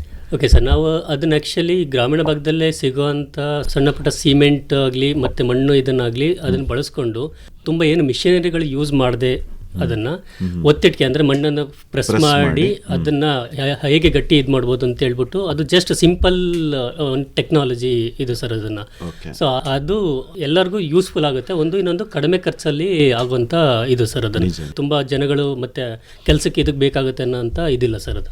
ಓಕೆ, ಹೇಳಿ ಶಿವಪ್ರಸಾದ್ ಅವರೇ, ನಂತರ ಏನೇನು ಕಾರ್ಯಕ್ರಮಗಳನ್ನು ಮಾಡ್ಕೊಂಡು ಬಂದ್ರಿ ಒಂದೊಂದಾಗಿ ಹೇಳ್ತಾ ಹೋಗಿ. ಸರ್, ನಾವು 2008ನೇ ಇಸ್ವಿಲಿ ಪ್ರಾರಂಭಿಸಿದಾಗ ಹಲವಾರು ಕ್ಷೇತ್ರಗಳನ್ನ ಗುರುತಿಸಿದ್ವಿ ಸರ್. ಮೊದಲನೇದಾಗಿ ಕೃಷಿ ಕ್ಷೇತ್ರ, ಆಮೇಲೆ ಆರೋಗ್ಯ ಕ್ಷೇತ್ರ, ಕಮ್ಯುನಿಟಿ ಡೆವಲಪ್ಮೆಂಟ್, ಹೀಗೆ ಸಮುದಾಯ ಅಭಿವೃದ್ಧಿ ಈಗೆಲ್ಲ ಸೆಲೆಕ್ಟ್ ಮಾಡಿದ್ವಿ. ಇದರಲ್ಲಿ ನಾವು ಪ್ರಪ್ರಥಮವಾಗಿ ಹಾಗೂ ನಮಗೆ ಅತಿ ಹೆಚ್ಚು ಯಶಸ್ಸು ಸಿಕ್ಕಿದ್ದು ಕೃಷಿ ಕ್ಷೇತ್ರದಲ್ಲಿ ಸರ್. ಇದರಲ್ಲಿ ನಾವು ಯಾಕೆಂದರೆ ನಾವು ಗ್ರಾಮೀಣ ಹಿನ್ನೆಲೆ ಇದ್ದವರು ಇದರಿಂದ ಕೃಷಿ ಕ್ಷೇತ್ರದಲ್ಲಿ ಸಾಕಷ್ಟು ಅರಿವು ಮೂಡಿಸೋ ಕಾರ್ಯಕ್ರಮಗಳನ್ನ ಮಾಡಿದ್ದೀವಿ. ನಾವು ಬಾನುಲಿ ಕೃಷಿ ಬೆಳಗು ಅಂತ ಒಂದು ಕಾರ್ಯಕ್ರಮವನ್ನು 2008ನೇ ಇಸ್ವಿಯಿಂದನೂ ಕೂಡ ಇತರೆ ಸಂಸ್ಥೆಗಳೊಂದಿಗೆ ಸೇರಿ ಮಾಡ್ತಾ ಇದೀವಿ ಸರ್. ಮೈಸೂರು ಆಕಾಶವಾಣಿಯ ಬಾನುಲಿ ಕೃಷಿ ಬೆಳಗು ಕಾರ್ಯಕ್ರಮ. ಹೌದು ಸರ್, ಖಂಡಿತ. ಮೈಸೂರು ಆಕಾಶವಾಣಿಯವರು ನಮ್ಮ ಸಂಸ್ಥೆಗೆ ಬೆನ್ನೆಲುಬೆ ಅಂತಲೇ ಹೇಳ್ಬೋದು ಸರ್. ಎಲ್ಲದಕ್ಕೂ ಸಪೋರ್ಟ್ ಮಾಡಿದ್ದಾರೆ ಹಾಗೂ ಹಲವಾರು ಮಾರ್ಗದರ್ಶನಗಳನ್ನ ಸಾಕಷ್ಟು ಕೊಟ್ಟಿದ್ದಾರೆ. ಸೊ ಅವರ ಮಾರ್ಗದರ್ಶನದಲ್ಲೇ ನಾವು ಸಾಕಷ್ಟು ಮಾಡಿ ಯಶಸ್ಸು ಗಳಿಸಿದ್ದೀವಿ. ಓಕೆ, ಅಂದರೆ ಒಂದು ಬಾನುಲಿ ಕೃಷಿ ಬೆಳಗು ಕಾರ್ಯಕ್ರಮ ತಾವು ಅಲ್ಲಿ ಮಾಡಿದ್ರಿ? ಹೌದು ಸರ್, ಅಂದರೆ ಅಲ್ಲಿ ಪ್ರಾರಂಭಿಸಿದ್ದು ಹಾಗೆ ಮುಂದುವರ್ಸ್ಕೊಂಡು ಬಂದಿದ್ದೀವಿ. ಈಗಲೂ ಕೂಡ ಮೈಸೂರು ಆಕಾಶವಾಣಿಯವರ ಸಹಯೋಗದೊಂದಿಗೆ ಈಗಲೂ ಮಾಡ್ತಾ ಇದ್ದೀವಿ ಸರ್. ಸುಮಾರು ಇಲ್ಲಿವರೆಗೆ ಒಂದು 150 ಕಾರ್ಯಕ್ರಮಗಳನ್ನ ಅವರ ಸಹಯೋಗದೊಂದಿಗೆ ಮಾಡಿದ್ದೀವಿ ಸರ್. ಒಂದು ಕಾರ್ಯಕ್ರಮಗಳನ್ನು ಮಾಡೋದಾಯಿತು, ಮತ್ತು ಬೇರೆ ಬೇರೆ ಚಟುವಟಿಕೆಗಳು ನಿಮ್ಮ ಸ್ವಯಂ ಸೇವಾ ಸಂಸ್ಥೆದು? ಸರ್, ಇದೇ ಕಾರ್ಯಕ್ರಮದ ಮುಂದುವರೆದ ಭಾಗ ಅಂದಾಗ ನಾವು ದೊಡ್ಡ ಮಟ್ಟದಲ್ಲಿ ಸ್ವಲ್ಪ ಮೈಸೂರಿನ ಕಲಾಮಂದಿರದಲ್ಲಿ ಒಟ್ಟು 4 ಕಾರ್ಯಕ್ರಮಗಳನ್ನ ಮಾಡಿದ್ದೀವಿ. ಅದರಲ್ಲಿ ಏನಂತಂದರೆ ವಿವಿಧ ಕ್ಷೇತ್ರಗಳಲ್ಲಿ ಸಾಧಕರನ್ನ ಗುರುತಿಸಿ, ಸೊ ಸಾಧಕರು ಅವರು ನಡೆದು ಬಂದ ಹಾದಿ, ಅವರ ಸಾಧನೆ ಹಾದಿಯನ್ನು ನಮ್ಮ ಮುಂದಿನ ಪೀಳಿಗೆಗೆ ತಿಳಿಸೋದ್ರ ಮುಖಾಂತರ ಮಾರ್ಗದರ್ಶನ ನೀಡೋ ಕಾರ್ಯಕ್ರಮಗಳನ್ನ ಮಾಡ್ಕೊಂಡು ಬರ್ತಾ ಇದ್ದೀವಿ ಸರ್. ಏನು ಮಾಡಿದ್ದೀರಿ ಸ್ವಲ್ಪ ವಿವರವಾಗಿ ಹೇಳ್ಬೋದಾ? ಸರ್, ಮೊದಲನೇದಾಗಿ ಈಗ 3 ವರ್ಷದ ಹಿಂದೆ ಕೃಷಿ ಸುಗ್ಗಿ ಸಂಭ್ರಮ ಅಂತ ಮಾಡಿದ್ವಿ ಸರ್. ಅದರಲ್ಲಿ ಏನಂತಂದರೆ ನಾವು ಒಟ್ಟು ಮೈಸೂರು, ಮಂಡ್ಯ, ಚಾಮರಾಜನಗರ 3 ಜಿಲ್ಲೆಯಲ್ಲಿ ಆಧುನಿಕವಾಗಿ ಹಾಗೂ ಇತರ ತಂತ್ರಜ್ಞಾನ ಉಪಯೋಗಿಸಿ ಕೃಷಿ ಮಾಡ್ತಾ ಇರೋಂಥ ರೈತರುಗಳನ್ನ ಗುರುತಿಸಿ, ಸುಮಾರು 21 ಜನ ರೈತರನ್ನ ಗುರುತಿಸಿ ಅವ್ರಿಗೆ ಸನ್ಮಾನ ಮಾಡಿದ್ದೀವಿ ಹಾಗೂ ಅವರಿಗೆ ಪ್ರಶಸ್ತಿ ಪ್ರದಾನ ಕೂಡ ಮಾಡಿದ್ದೀವಿ ಸರ್. ತದನಂತರ ನಾವು ವಿಶ್ವೇಶ್ವರಯ್ಯನವರ ದಿನಾಚರಣೆ ಎಂದು ಇಂಜಿನಿಯರ್ಸ್ ಡೇ ಮಾಡಿದ್ವಿ. ಆಗ ಇಸ್ರೋ ಸೈಂಟಿಸ್ಟು, ಆಮೇಲೆ ನಮ್ಮ ಕರ್ನಾಟಕ ಸರ್ಕಾರದ ನಿವೃತ್ತ ಕಾರ್ಯದರ್ಶಿಗಳು, ಲೋಕೋಪಯೋಗಿ ಇಲಾಖೆಯವರು, ಈ ರೀತಿಗೆ ಇಂಜಿನಿಯರ್ಸ್ಗಳನ್ನ ಮತ್ತು ಬ್ರಿಗೇಡ್ ಸಂಸ್ಥೆಯಲ್ಲಿ ಅತ್ಯುನ್ನತ ಸ್ಥಾನದಲ್ಲಿರೋಂಥ ಒಬ್ಬರ ಇಂಜಿನಿಯರ್ನ ಕರೆಸಿ ಅವ್ರಿಗೂ ಸಾಧನೆ ಹಾದಿಗಳನ್ನೆಲ್ಲ ಮಕ್ಕಳಿಗೆ ತಿಳಿಸಿದ್ವಿ. ನೆಕ್ಸ್ಟು ನಾವು ಲಾಲ್ ಬಹದ್ದೂರ್ ಜೈ ಜವಾನ್ ಜೈ ಕಿಸಾನ್ ಅಂತ ಕಾರ್ಯಕ್ರಮ ಮಾಡಿದ್ವಿ. ಇದರಲ್ಲಿ ಭಾರತ ದೇಶದ ರಕ್ಷಣಾ ಕ್ಷೇತ್ರದಲ್ಲಿ ವಿಶೇಷ ಸಾಧನೆ ಮಾಡಿರುವಂಥ ಗಣ್ಯರನ್ನ ಕರೆಸಿ ಹಾಗೂ ರೈತರನ್ನು ಕೂಡ ಗುರುತಿಸಿ ಅವ್ರಿಗೆ ಸನ್ಮಾನ ಮಾಡಿ ಅದ್ರ ಮುಖಾಂತರ ನಾವು ಮುಂದಿನ ಪೀಳಿಗೆಗೆ ಮೆಸೇಜ್ ಕೊಟ್ಟಿದ್ದೀವಿ ಸರ್. ಈಗ ಇದೇ ವರ್ಷ ಮಾರ್ಚಲ್ಲಿ ಸಾಧಕರ ಸಂಭ್ರಮ ಅಂತ ಮಾಡಿ ಈ ಇಂಜಿನಿಯರ್ ವಿಭಾಗ ಇರ್ಬೋದು, ಆಮೇಲೆ ಒಬ್ಬರು ಪದ್ಮಶ್ರೀ ಪುರಸ್ಕೃತರು, ಆಮೇಲೆ ನಮ್ಮ ಸಾಮಾಜಿಕ ಕೆಲಸ ಮಾಡ್ತಿರೋಂಥ ನಮ್ಮ ಸ್ನೇಕ್ ಶ್ಯಾಮ್ ಅವ್ರ ಮಗ ಸೂರ್ಯಕೀರ್ತಿ, ಇವರು ತಮ್ಮ ಜೀವನ ಒತ್ತೆ ಇಟ್ಟು ಕೆಲಸ ಮಾಡ್ತಾಯಿದ್ದಾರೆ. ಈ ಥರದವ್ರನ್ನ ಎಲ್ಲ ಕ್ಷೇತ್ರಗಳಲ್ಲೂ ಗುರುತಿಸಿ ಸಾಧಕರ ಸಂಭ್ರಮ ಅಂತ ಮಾಡಿ ಅವರಿಗೆ ಸನ್ಮಾನ ಮಾಡಿ ಅವ್ರಿಗೂ ಕೂಡ ಮತ್ತಷ್ಟು ಸಾಮಾಜಿಕ ಕೆಲಸಗಳು ಮಾಡೋಕ್ಕೆ ಉತ್ತೇಜನ ನೀಡಿ ನಮ್ಮ ಮುಂದಿನ ಪೀಳಿಗೆಗೂ ಕೂಡ ಒಂದು ಮಾರ್ಗದರ್ಶನ ನೀಡಿದ್ದೀವಿ ಸರ್. ಬಿಟ್ಟಿರೋ ವಿಚಾರಗಳೇನಾದ್ರು ಇದ್ದರೆ ತಾವು ತುಂಬಬಹುದು. ಬಹುಶಃ ಮಕ್ಕಳಿಗೆ ಪರಿಸರ ಸಂರಕ್ಷಣೆಗೆ ಸಂಬಂಧಪಟ್ಟಂತೆ ಒಂದು ಡ್ರಾಯಿಂಗ್ ಕಾಂಪಿಟೇಷನ್ ಥರನೂ ಏನಾದ್ರು ಮಾಡಿದ್ರೆ? ಹೌದು ಸರ್. ಈಗ ಈ ನಾವು ಕಲಾಮಂದಿರದಲ್ಲಿ ಮಾಡಿದಂಥ ಪ್ರೋಗ್ರಾಮ್ಗಳಲ್ಲಿ ನಾವು ಮೇಯ್ನ್ ಆ್ಯಕ್ಚುಲಿ ಮಕ್ಕಳುಗಳಿಗೆ ಸ್ವಲ್ಪ ಕನ್ಸಂಟ್ರೇಷನ್ ಮಾಡ್ತಾ ಇದ್ದೀವಿ ಸರ್. ಯಾಕೆಂದರೆ ನಾವು ಏನು ಮಾಡ್ತಾ ಇದ್ದೀವಿ ಮುಂದಿನ ಪೀಳಿಗೆಗಳಿಗೆ ಅದು ಅರ್ಥ ಆಗಬೇಕು, ಅವ್ರಿಗೆ ಗೊತ್ತಾಗಬೇಕು. ಅದು ಆ್ಯಕ್ಚುಲಿ ಈವನ್ ಕೃಷಿ ಬಗ್ಗೆ ಆಗಲಿ, ಒಂದು ದೇಶದ ಸೈನಿಕರ ಬಗ್ಗೆ ಆಗಲಿ, ಸಾಧಕರ ಬಗ್ಗೆ ಆಗಲಿ ಅವ್ರಿಗೆ ಹೇಳಿದಾಗ ಓಕೆ ಇವ್ರನ್ನ ಸನ್ಮಾನ ಮಾಡ್ತಾ ಇದ್ದಾರೆ, ಏನಕ್ಕೆ ಮಾಡ್ತಾ ಇದ್ದಾರೆ, ಅವರೊಂದು ಸಾಧನೆ ಮಾಡಿದ್ದಕ್ಕೆ ಸನ್ಮಾನ ಮಾಡ್ತಾ ಇದ್ದಾರೆ, ಏನು ಮಾಡಿದ್ದಾರೆ ಅನ್ನೋದನ್ನು ನಾವು ಮುಂದಿನ ಪೀಳಿಗೆಗೆ ತಿಳಿಸ್ಬೇಕು ಅನ್ನೋದಕ್ಕೋಸ್ಕರ ನಾವು ಯಾವುದೇ ಪ್ರೋಗ್ರಾಮ್ ಮಾಡಿದಾಗ ಡ್ರಾಯಿಂಗ್ ಕಾಂಪಿಟೇಷನ್ ಅಂತೇಳಿ ಮಾಡ್ತೀವಿ ಸರ್. 1ನೇ ಕ್ಲಾಸ್ ಮಕ್ಕಳಿಂದ ಹಿಡಿದು 10ನೇ ಕ್ಲಾಸ್ ಮಕ್ಕಳವರೆಗೂ ನಾವು ಎಲ್ಲ ಕಡೆ ಸ್ಕೂಲ್ಗಳಿಗೆ ನಾವು ಪ್ರಚಾರ ಮಾಡಿ ಅವ್ರನ್ನ ಕರೆಸಿ ಅವರಿಗೆ ಡ್ರಾಯಿಂಗ್ ಕಾಂಪಿಟೇಷನ್ ಅಂತ ಮಾಡಿ ಅವ್ರಿಗೆ ಪ್ರಶಸ್ತಿಗಳು ಕೊಡೋದು ಕೂಡ ಮಾಡ್ತೀವಿ. ಬಟ್ ನಮ್ಮದು ಮೈನ್ ಮೋಟಿವೇಶನ್ ಏನಂತಂದರೆ ಅವ್ರಿಗೆ ಸಾಧಕರ ಬಗ್ಗೆ ಅವ್ರಿಗೆ ತಿಳಿಬೇಕು, ಅವ್ರಿಗೆ ಗೊತ್ತಾಗಬೇಕು, ಕೃಷಿ ಬಗ್ಗೆ ಏನು ಮಾಡ್ತಾ ಇದ್ದಾರೆ, ಏನು ಬೇಕು, ಏನು ಮಾಡಬೇಕು ಅನ್ನೋದು ಗೊತ್ತಾಗಬೇಕು. ಅದನ್ನು ತಿಳಿಸ್ಲಿಕ್ಕೋಸ್ಕರ ಮಕ್ಕಳುಗಳಿಗೆ ಇದು ಮಾಡಿದ್ದೀವಿ ಸರ್. ಇದಲ್ಲದೆ ನಾವು ಕೋವಿಡ್ ಟೈಮ್ನಲ್ಲಿ ನಮ್ಮ ಸಂಸ್ಥೆ ವತಿಯಿಂದ ನಿಯರ್ಲಿ 1-1.5 ಕೋಟಿ ತನಕ ನಾವು ಸ್ಕೂಲ್ಗಳಿಗೆ ಮತ್ತು ಮಂಡ್ಯ ಜಿಲ್ಲೆ ಸುತ್ತಮುತ್ತ ಇರೋಂಥ ಹಳ್ಳಿಗಳಲ್ಲಿ ಮೆಡಿಕಲ್ ಇವುಗಳ ಕ್ಯಾಂಪ್ಗಳು ಮಾಡಿ ಆ ಟೈಮಲ್ಲಿ ಮೆಡಿಕಲ್ ಕಿಟ್ಸ್ಗಳು ಕೊಡೋದಾಗಲಿ, ಮಾಸ್ಕ್ ಕೊಡೋದಾಗಲಿ, ಇದೆಲ್ಲ ಫುಲ್ಲು ಒಂದು NGOಗೆ ನಾವು ಹೊರಗಡೆಯಿಂದ ಬಂದಂಥ ಹಣನ ನಾವು ಫುಲ್ ಕಂಪ್ಲೀಟಾಗಿ ಆ ಟೈಮಲ್ಲಿ 2 ತಿಂಗಳು ಟೈಮು ಫುಲ್ಲು ಎಲ್ಲ ಅದನ್ನು ಯುಟಿಲೈಸ್ ಮಾಡಿದ್ದೀವಿ ಸರ್. ಆ ಸಂಸ್ಥೆ ಇದರಿಂದ 1-1.5 ಕೋಟಿ ತನಕ ಫಂಡ್ ಬಂದಿದೆ. ಅದನ್ನೆಲ್ಲ ಸುತ್ತಮುತ್ತ ಇರೋಂಥ PSCಗಳಾಗ್ಬೋದು, ನಮ್ಮ ಗೌರ್ಮೆಂಟ್ PSCಗಳಿಗೂ ಕೂಡ ನಾವು ಮೆಡಿಕಲ್ ಕಿಟ್ ಕೊಡೋದಾಗಲಿ ಇದೆಲ್ಲ ಮಾಡಿದ್ದೀವಿ ಸರ್. ಅವಾಗ ಆಹಾರ ಕಿಟ್ಗಳು ಕೊಡೋದಾಗಲಿ ಮನೆಗಳಿಗೆ, ಅಲ್ಲಿ ರೈತರು ಆ ಟೈಮಲ್ಲಿ ಏನು ಹೊರಗಡೆ ಹೋಗ್ಲಿಕ್ಕಾಗೋದಿಲ್ಲ, ಅವ್ರು ರೈತರು ಬೆಳೆದಿದ್ದು ಏನು ಇದು ಮಾಡ್ಲಿಕ್ಕಾಗಲ್ಲ, ಅವ್ರಿಗೆ ಇನ್ಕಮ್ ಬರ್ತಾ ಇರುತ್ತಿರಲ್ಲ. ಆ ಟೈಮಲ್ಲಿ ಆಹಾರ ಕಿಟ್ಗಳು ಕೊಡೋದಾಗಲಿ ಇದನ್ನೆಲ್ಲ ಮಾಡಿದ್ದೀವಿ ಸರ್ ನಾವು ನಮ್ಮ ಸಂಸ್ಥೆ ವತಿ. ಎಲ್ಲಿ ಮಾಡಿದ್ದೀರಿ? ಯಾವ ಪ್ರದೇಶದಲ್ಲಿ? ಹಳ್ಳಿ ಗ್ರಾಮೀಣ ಪ್ರದೇಶದಲ್ಲಿ ಮಾಡಿದ್ದೀವಿ ಸರ್. ಓಕೆ, ಹಾಗೆ ಮಾಡಬೇಕು ಅಂತ ಯಾಕೆ ಅನ್ನಿಸ್ತು ತಮಗೆ ಸರ್? ಆ ಟೈಮಲ್ಲಿ ಅದೇ ನಮ್ಮ ಸಂಸ್ಥೆದು ಮೈನ್ ಮೋಟಿವೇಶನ್ ಇದ್ದಿದ್ದೆ ಅದು, ನಾವು ಸೇವೆ ಮಾಡುವಂಥ ಇದ್ದಿದ್ದೇ ಇದು ನಮ್ಮದು. ಕೋವಿಡ್ ಟೈಮಲ್ಲಿ ಎಲ್ಲರಿಗೂ ಆರ್ಥಿಕವಾಗಿ ಸಮಸ್ಯೆಗಳಾಗಿದ್ದಾವೆ. ಆ ಟೈಮಲ್ಲಿ ಮೆಡಿಕಲ್ ಇದ್ರ ಬಗ್ಗೆ ಹಳ್ಳಿಗಳಲ್ಲಿ ಇದ್ರ ಬಗ್ಗೆ ಸ್ವಲ್ಪ ಅವೇರ್ನೆಸ್ ಕಡಿಮೆ ಇರ್ತದೆ. ಸಿಟಿಗಳಲ್ಲಿ ನೀವು TV ನೋಡ್ಕೊಳ್ತೀವಿ, ಮೊಬೈಲ್ ನೋಡ್ಕೊಳ್ತೀವಿ, ಏನೋ ಮಾಡ್ತೀವಿ, ಏನೋ ಇದಾಗುತ್ತೆ. ಬಟ್ ಹಳ್ಳಿಗಳಲ್ಲಿ ಇದನ್ನು ಅವೇರ್ನೆಸ್ ಕಡಿಮೆ ಆಗುತ್ತೆ. ಗೊತ್ತಿದ್ರೂ ಮಾಡಲಿಕ್ಕೆ ಅವರು ಹಿಂಜರಿತಾರೆ. ಅದನ್ನು ಮಾಡಬೇಕು ಅಂತೇಳಿ ನಾವು ಮೋಟಿವೇಶನ್ ತೊಗೊಂಡು ಮಾಡಿದ್ದೀವಿ ಸರ್. ಅಟ್ಟು ಓಕೆ. ಈಗ ದೊಡ್ಡ ಮಟ್ಟದ ಒಂದು ಕಾರ್ಯಕ್ರಮ 4 ಮಾಡಿದ್ದೀರಿ. ಹೌದು, ಅಂದರೆ ಸಮಾಜದಲ್ಲಿರುವಂತಹ ಬೇರೆ ಬೇರೆ ಕ್ಷೇತ್ರದ ಗಣ್ಯರನ್ನು ತಾವು ಗುರುತಿಸಿ ಅವರಿಗೆ ಸನ್ಮಾನ ಮಾಡಿದ್ದೀರಿ. ಖಂಡಿತ. ಹಾಂ ಸರ್.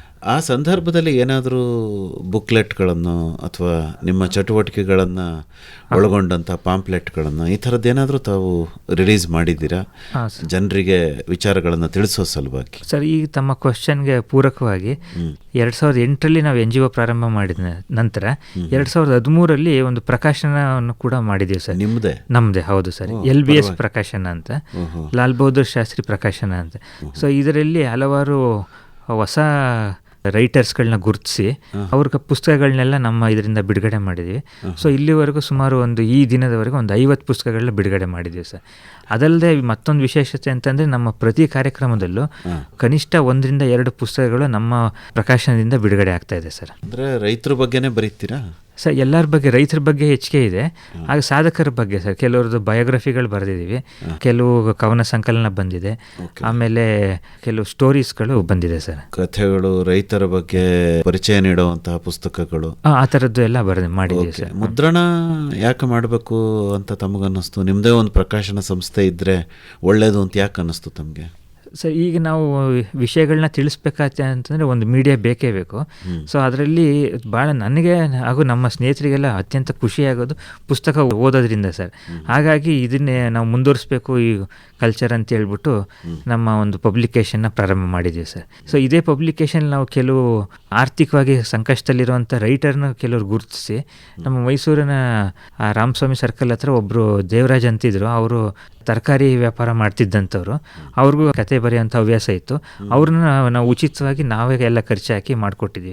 ಅದೇ ರೀತಿ ನಾವು ಕೇರ್ಪೇಟೆಯಲ್ಲಿ ಒಬ್ಬರು ವಿದ್ಯಾಶ್ರೀ ಅಂತ, ಅವ್ರ ಪುಸ್ತಕ ಕೂಡ ನಾವೇ ಎಲ್ಲ ಹಣವನ್ನು ಹೊಂದಿಸಿ ಆ ಪುಸ್ತಕಗಳನ್ನ ಬಿಡುಗಡೆ ಮಾಡಿ ಅವ್ರಿಗೆ ಕೊಟ್ಟಿದ್ದೀವಿ ಸರ್. ಆದಾಯಕ್ಕೋಸ್ಕರ ತಾವು ಮಾಡ್ತಿಲ್ಲ ಇದನ್ನು? ಖಂಡಿತ ಸೇವೆಗೋಸ್ಕರ ಮಾಡ್ತಾರೆ ಸರ್. ಈಗ ಕಾರ್ಯಕ್ರಮಗಳನ್ನು ನೀವೇನು ಮಾಡಿದ್ದೀರಿ ಕಲಾಮಂದಿರದಲ್ಲಿ ದೊಡ್ಡ ಮಟ್ಟದಲ್ಲಿ, ಅದರ ಇಂಪ್ಯಾಕ್ಟ್ ಏನಾಗಿದೆ ಅಂತ ತಮಗನ್ಸುತ್ತೆ? ಯಾಕೆಂದರೆ ಈಗಾಗಲೇ ತಾವು 4 ಕಾರ್ಯಕ್ರಮಗಳನ್ನು ಮಾಡಿದ್ದೀರಿ. ನೀವು ಮಕ್ಕಳನ್ನು ಸೇರಿಸ್ತೀನಿ, ಮಕ್ಕಳಿಗೆ ಆದರ್ಶಗಳೇನಿದೆ, ಸನ್ಮಾನ ಮಾಡಿದಾಗ ಅವ್ರ ಮನಸ್ಸಲ್ಲಿ ಏನೋ ಒಂದು ಭಾವನೆ ಮೂಡುತ್ತೆ, ಅಥವಾ ನಿಮ್ಮದು ಚಿತ್ರ ಬರೆಯೋ ಕಾಂಪಿಟೇಷನ್ ಇರ್ಬೋದು, ಈ ಥರದ್ದೆಲ್ಲ ಮಾಡೋದ್ರಿಂದ ಆಗಿರೋವಂಥ ಪರಿಣಾಮಗಳೇನು ಸಮಾಜದ ಮೇಲೆ? ಸ್ಟಾರ್ಟಿಂಗಿಂದ ಬಂದರೆ ಸರ್, ನಾವು ಫಸ್ಟ್ ಟೈಮು ನಾವು ಡ್ರಾಯಿಂಗ್ ಕಾಂಪಿಟೇಷನ್ ಅಂತ ಮಾಡಿದಾಗ ನಮಗೆ ಮಕ್ಕಳುಗಳನ್ನ ಸೇರಿಸೋದೇ ನಮಗೆ ಒಂದು ಸ್ವಲ್ಪ ಕಷ್ಟ ಆಗ್ತಾಯಿತ್ತು. ಪ್ರಚಾರ ಇಲ್ಲದೆ ಯಾರು ಮಕ್ಕಳುಗಳನ್ನ ಸೇರಿಸೋದಾಗಲಿ ಇದು ಮಾಡೋದಾಗಲಿ ಆಗ್ತಾ ಇರಲಿಲ್ಲ. ನಾವು ಇದೇ ಫಸ್ಟ್ ಪ್ರೋಗ್ರಾಮಿಂದ second program, third program, fourth program ಬಂದಾಗ ನಮ್ಗೆ ಜಾಸ್ತಿ ಪ್ರಚಾರ ಬೇಕಾಗಿರಲಿಲ್ಲ ಸರ್. ನಮ್ಮ ವಿಶ್ವೇಶ್ವರ ಡೆವಲಪ್ಮೆಂಟ್ ಆರ್ಗನೈಜೇಷನ್ ನಾವೇನು ಮಾಡ್ತಾ ಇದ್ದೀವಿ ಅಂತ ತಿಳ್ಕೊಂಡೇ ತುಂಬ ಜನ ನಮಗೆ ಫೋನ್ ಮಾಡಿ, ನಾವು ಅವ್ರದ್ದೊಂದು ಡೇಟಾಬೇಸ್ ಕಲೆಕ್ಟ್ ಮಾಡ್ಕೊಂಡಿರ್ತೀವಿ, ಅವರೇ ನಮ್ಗೆ ಫೋನ್ ಮಾಡಿ ನಾವು ಬರ್ಬೋದಾ ಅಂತೇಳಿ ನಮ್ಗೆ ರಿಜಿಸ್ಟರ್ ಮಾಡ್ಕೊಂಡು ಬರ್ತಾರೆ. ಇನ್ನೊಂದು ಆ ಮಕ್ಕಳುಗಳಿಗೆ ನಾವೇನು ಕರೆದು ಡ್ರಾಯಿಂಗ್ ಮಾಡಿದ್ದೀವಲ್ಲ, ಅದಾದಮೇಲೆ ನಮ್ಮ ಪ್ರೋಗ್ರಾಮ್ ಬಗ್ಗೆ ಹೇಳ್ತಾ ಇದ್ದೀವಿ. ಅಂದರೆ ಕೃಷಿ ಪ್ರವಾಸೋದ್ಯಮ ಅಂತೇಳಿ ನಾವು ನಮ್ಮ ಇದರಲ್ಲಿ ಅಳವಡಿಸ್ಕೊಂಡಿದ್ದೀವಲ್ಲ, ಇದರಿಂದ ನಾವು ಅವ್ರ ಮಕ್ಕಳುಗಳನ್ನ ಕೃಷಿ ಪ್ರವಾಸೋದ್ಯಮಕ್ಕೆ ನಾವು ಕರ್ಕೊಂಡು ಹೋಗ್ತಾ ಇದ್ದೀವಿ. ನಾವು ಬೇರೆ ತೋಟಗಳಿಗೆ ಮತ್ತು ಜಮೀನುಗಳಿಗೆ ಕರ್ಕೊಂಡು ಹೋಗ್ಬಿಟ್ಟು ಅವ್ರಿಗೆ 1 ಡೇ ಪ್ರೋಗ್ರಾಮ್ ಮಾಡಿದ್ದೀವಿ ಸರ್. ಅದನ್ನು ಅಲ್ಲಿ ಮಕ್ಕಳುಗಳ ರೆಸ್ಪಾನ್ಸು ತುಂಬ ಚೆನ್ನಾಗಿದೆ ಸರ್. ಮಕ್ಕಳುಗಳಿಗಿಂತ ಅವರ ತಂದೆ ತಾಯಿಗಳು ಅವರು ನಮಗೆ ನಮ್ಮ ಸಂಸ್ಥೆಯನ್ನು ಗುರುತಿಸಿ ಅವರು ವಾಲಂಟಿಯರ್ ಕಳಿಸ್ಕೊಡ್ತಾ ಇದ್ದಾರೆ ಸರ್. ಯಾಕೆಂದರೆ ಅವ್ರಿಗೆ ಇಂಟ್ರೆಸ್ಟ್ ಬರ್ತದೆ, ಮಕ್ಕಳುಗಳಿಗೆ ತಿಳ್ಕೊಡ್ಬೇಕು, ಅದನ್ನು ಅಗ್ರಿಕಲ್ಚರ್ ಬಗ್ಗೆ ತಿಳಿಸ್ಕೊಡ್ಬೇಕು, ಅವ್ರಿಗೆ ಏನು ಅಂತ ಗೊತ್ತಾಗಬೇಕು ಅನ್ನೋದು ತಂದೆ ತಾಯಿಗಳಿಂದ ನಮಗೆ ರೆಸ್ಪಾನ್ಸ್ ತುಂಬ ಚೆನ್ನಾಗಿ ಬರ್ತಾ ಇದೆ ಸರ್. ಇದು ನಮ್ಮದು ಇಂಪ್ಯಾಕ್ಟ್ಗಳಾಗ್ತಾ ಇರೋದು, ನಾವು ಮಾಡಿರೋಂಥ ಪ್ರೋಗ್ರಾಮ್ಗಳಿಂದಾಗಿ ಇಂಪ್ಯಾಕ್ಟ್ಗಳಾಗ್ತಾ ಇದೆ ಸರ್. ಅದು ಓಕೆ. ಅಲ್ಲಪ್ಪ, ಈಗ ರೈತರುಗಳಿಗೆ ತಾವು ಸನ್ಮಾನ ಮಾಡಿದ್ದೀರಿ, ಆಮೇಲೆ ಸಮಾಜದಲ್ಲಿರೋ ಬೇರೆ ಬೇರೆ ವ್ಯಕ್ತಿಗಳಿಗೆ ತಾವು ಸನ್ಮಾನ ಮಾಡಿದ್ದೀರಿ, ಅವರ ಅಭಿಪ್ರಾಯಗಳೇನು? ಅವ್ರ ಅಭಿಪ್ರಾಯಗಳು ತುಂಬ ಚೆನ್ನಾಗಿದೆ ಸರ್. ಆ್ಯಕ್ಚುಲಿ ಸೊ ನಾವು ಏನು ಮಾಡ್ತಾ ಇದ್ದೀವಿ, ಬೇಸಿಂದ ನಾವು ಏನು ಸೇವೆ ಅಂತೇಳಿ ನಾವು ಮಾಡ್ತಾ ಇದ್ದೀವಲ್ಲ, ಅದಕ್ಕೆ ಅವ್ರದ್ದು ರೆಸ್ಪಾನ್ಸ್ ಅಂತಂದರೆ ಅವರೇ ವಾಲಂಟ್ರಿಯಾಗಿ ನಮ್ಮ ಕಡೆಯಿಂದ ಏನೋ ಕಾಂಟ್ರಿಬ್ಯೂಷನ್ ಮಾಡಬೇಕಾ, ನಿಮ್ದೇನಾದ್ರು ಪ್ರೋಗ್ರಾಮ್ಗಳಿದ್ದಾಗ ನಮ್ಮನ್ನು ಕರೀರಿ, ನಾವು ಬರ್ತೇವೆ, ನಾವು ನಿಮ್ಮ ಸಂಸ್ಥೆನಲ್ಲಿ ಇನ್ವಾಲ್ವ್ ಆಗ್ತೀವಿ ಅಂತೇಳಿ ನಮಗೆ ಅವ್ರ ಕಡೆಯಿಂದ ರೆಸ್ಪಾನ್ಸ್ಗಳು ಬರ್ತಾ ಇದೆ ಸರ್. ಫಾರ್ ಎಕ್ಸಾಂಪಲ್, ಈಗ ನಾವು NCC ಇಂದ ನಾವು ಸೈನಿಕ ಇದಕ್ಕೆ ಮಾಡಿದ್ವಿ. ನಾವು NCC ಇಂದ ತುಂಬ ರೆಸ್ಪಾನ್ಸ್ ಅಂದರೆ ಹೇಗಿದೆ ಅಂತಂದರೆ, ಅಲ್ಲಿ ಕರ್ನಲ್ ಸೊ ಅವ್ರು ಬಂದು ನಿಮ್ಮ ಸಂಸ್ಥೆ ಈ ಥರ ಎಲ್ಲ ಪ್ರೋಗ್ರಾಮ್ ಮಾಡ್ತಾ ಇದೆ ಅಂತ ನಮ್ಗೆ ಅನಿಸ್ತಾ ಇರಲಿಲ್ಲ. ನಿಮ್ಮ ಪ್ರೋಗ್ರಾಮ್ ಬಂದ ಮೇಲೆ ಇಷ್ಟೊಂದೆಲ್ಲ ನೀವು ಕೆಲಸಗಳು ಮಾಡಿದ್ದೀರಾ, ಇಷ್ಟೊಂದೆಲ್ಲ ಮಾಡಿದ್ದೀರಾ ಅಂತೇಳಿ ನಮಗೆ ತುಂಬ ಖುಷಿ ಆಗ್ತಾ ಇದೆ. ನಿಮ್ಮ ಮುಂದಕ್ಕೆ ನಮ್ಮ ಕಡೆಯಿಂದ ಏನಾದ್ರು ಬೇಕು ಅಂತಂದರೆ ನಿಮಗೆ ಕೇಳಿ, ನಿಮಗೆ ನಮ್ಮ ಕಡೆಯಿಂದ ಏನಾದ್ರು ಆಗಬೇಕು ಅಂತ ನೀವು ಹೇಳಿ ಅಂತ ಅನ್ನೋ ಥರದಲ್ಲಿ ಒಂದು ಬಾಂಧವ್ಯ ತುಂಬ ಚೆನ್ನಾಗಿ ಬೆಳೀತಾ ಇದೆ ಸರ್ ನಮ್ಮ ಇದರಲ್ಲಿ. ಈಗ ಕೃಷಿ ಪ್ರವಾಸೋದ್ಯಮ ಅಂತ ಪದ ತುಂಬ ಬಳಸ್ತಾ ಇದ್ದಾರೆ. ಹೌದು ಸರ್. ಕುಮಾರ್ ಅವರು ಏನು ಈಗಂದರೆ ಏನು ಮಾಡ್ತಾ ಇದ್ದೀರಿ ಈ ಕ್ಷೇತ್ರದಲ್ಲಿ? ಸರ್, ಮೊದಲನೇದಾಗಿ ನಾವು ಮಕ್ಕಳಿಗೆ ಕೃಷಿ ಪ್ರವಾಸೋದ್ಯಮ ಮಾಡಿದ್ವಿ. ಅದರಲ್ಲಿ ಏನಂತಂದರೆ, ಈಗಿನ ಆಧುನಿಕ ಜಗತ್ತಿನಲ್ಲಿ ಸರ್, ಸಿಟಿಯಲ್ಲಿರೋಂಥ ಮಕ್ಕಳಿಗೆ ಕೃಷಿ ಬಗ್ಗೆ ಹಾಗೂ ನಮ್ಮ ನೈಸರ್ಗದ ಬಗ್ಗೆ ಅರಿವು ತುಂಬ ಕಡಿಮೆ ಇರುತ್ತೆ. ಸೊ ಈಗಿನ ಒಂದು ಶೈಕ್ಷಣಿಕ ಪದ್ಧತಿ ಆ ರೀತಿ ಆಗಿರೋದ್ರಿಂದ ಸೊ ಅವ್ರಿಗೆ ಈಗ ನಾವು ಒಂದು ಎಕ್ಸಾಂಪಲ್ಲು, ಹಾಲು ಎಲ್ಲಿಂದ ಬರುತ್ತೆ ಅಂತಂದರೆ ನಂದಿನಿ ಪ್ಯಾಕೆಟ್ ಅಂತ ಹೇಳ್ತಾರೆ. ಸೊ ಈ ರೀತಿ ಒಂದು ಸಿಚುವೇಶನ್ಗಳಿರೋ ಸಮಯದಲ್ಲಿ ಅವ್ರನ್ನ ನಾವು ಸಮಗ್ರವಾಗಿ ಕೃಷಿ ಮಾಡಿರೋಂಥ ಒಬ್ಬರು ರೈತರದ ಜಮೀನನ್ನ ಗುರುತಿಸಿ ಅಂಥ ಕಡೆ ಮಕ್ಕಳನ್ನ ಒಂದು ಬ್ಯಾಚಾಗಿ ಕರ್ಕೊಂಡೋಗಿ ಸರ್, ಕನಿಷ್ಠ ಒಂದು 30 ಜನ ಮಕ್ಕಳನ್ನ. ಸೊ ಅಲ್ಲೂ ಕೂಡ ರಿಸೋರ್ಸ್ ಪರ್ಸನ್ಸ್ ಕರೆಸಿ ನಾವು ಅಲ್ಲಿ ಎಲ್ಲ ಪ್ರತಿಯೊಂದು ಬೆಳೆಗಳ ಬಗ್ಗೆ, ಅಲ್ಲಿ ಅವರು ಬೆಳೆದಿರೋವಂಥ ಗಿಡಗಳು ಇರ್ಬೋದು, ಮತ್ತು ತೋಟಗಾರಿಕೆ ಬಗ್ಗೆ, ಆಮೇಲೆ ಫ್ಲವರ್ ಗಾರ್ಡನ್ನು, ಇದನ್ನೆಲ್ಲ ತೋರಿಸಿ ಅವರಿಗೆ ಅರಿವು ಮೂಡಿಸ್ತಾ ಇದ್ದೀವಿ ಸರ್. ಇದರಿಂದ ಮಕ್ಕಳಿಗೆ ಭಾಳ ಸಂತೋಷ ಆಗಿರೋದು ನಮಗೆ ಕಂಡು ಬಂದಿದೆ. ಮಕ್ಕಳನ್ನ ಹೇಗೆ ಕರ್ಕೊಂಡು ಹೋಗ್ತೀರಿ ಮತ್ತು ಎಲ್ಲಿ ಕರ್ಕೊಂಡು ಹೋಗ್ತೀರಿ? ಅವರು ನಿಮ್ಮ ಜೊತೆ ಏನು ಟೈಅಪ್ ಆಗಿರುವಂತಹ ಕೃಷಿಕರನ್ನು ಹೇಗೆ ಆಯ್ಕೆ ಮಾಡ್ಕೋತೀರಿ? ಅದು ಒಂದು ದಿವಸದ್ದು ಒಂದು ಪ್ರವಾಸ ಅಂತಾದರೆ ಅದನ್ನು ಹೇಗೆ ಪ್ಲ್ಯಾನ್ ಮಾಡ್ತೀರಿ? ಸ್ವಲ್ಪ ವಿವರವಾಗಿ ಹೇಳಿ. ಅದೇ ಸರ್, ಕೃಷಿ ಸುಗ್ಗಿ ಸಂಭ್ರಮ ಮಾಡಿದಾಗ ನಾವು ಕೃಷಿಕರನ್ನ ಬಹಳಷ್ಟು ಜನ ವಿಶೇಷ ಸಾಧನೆ ಮಾಡಿರೋಂಥವ್ರನ್ನ ಗುರುತಿಸಿದ್ವಿ. ಸೊ ಗುರುತಿಸಿದ್ವಿ, ಅವರಿಗೆಲ್ಲ ಸನ್ಮಾನ ಕೂಡ ಮಾಡಿದ್ವಿ.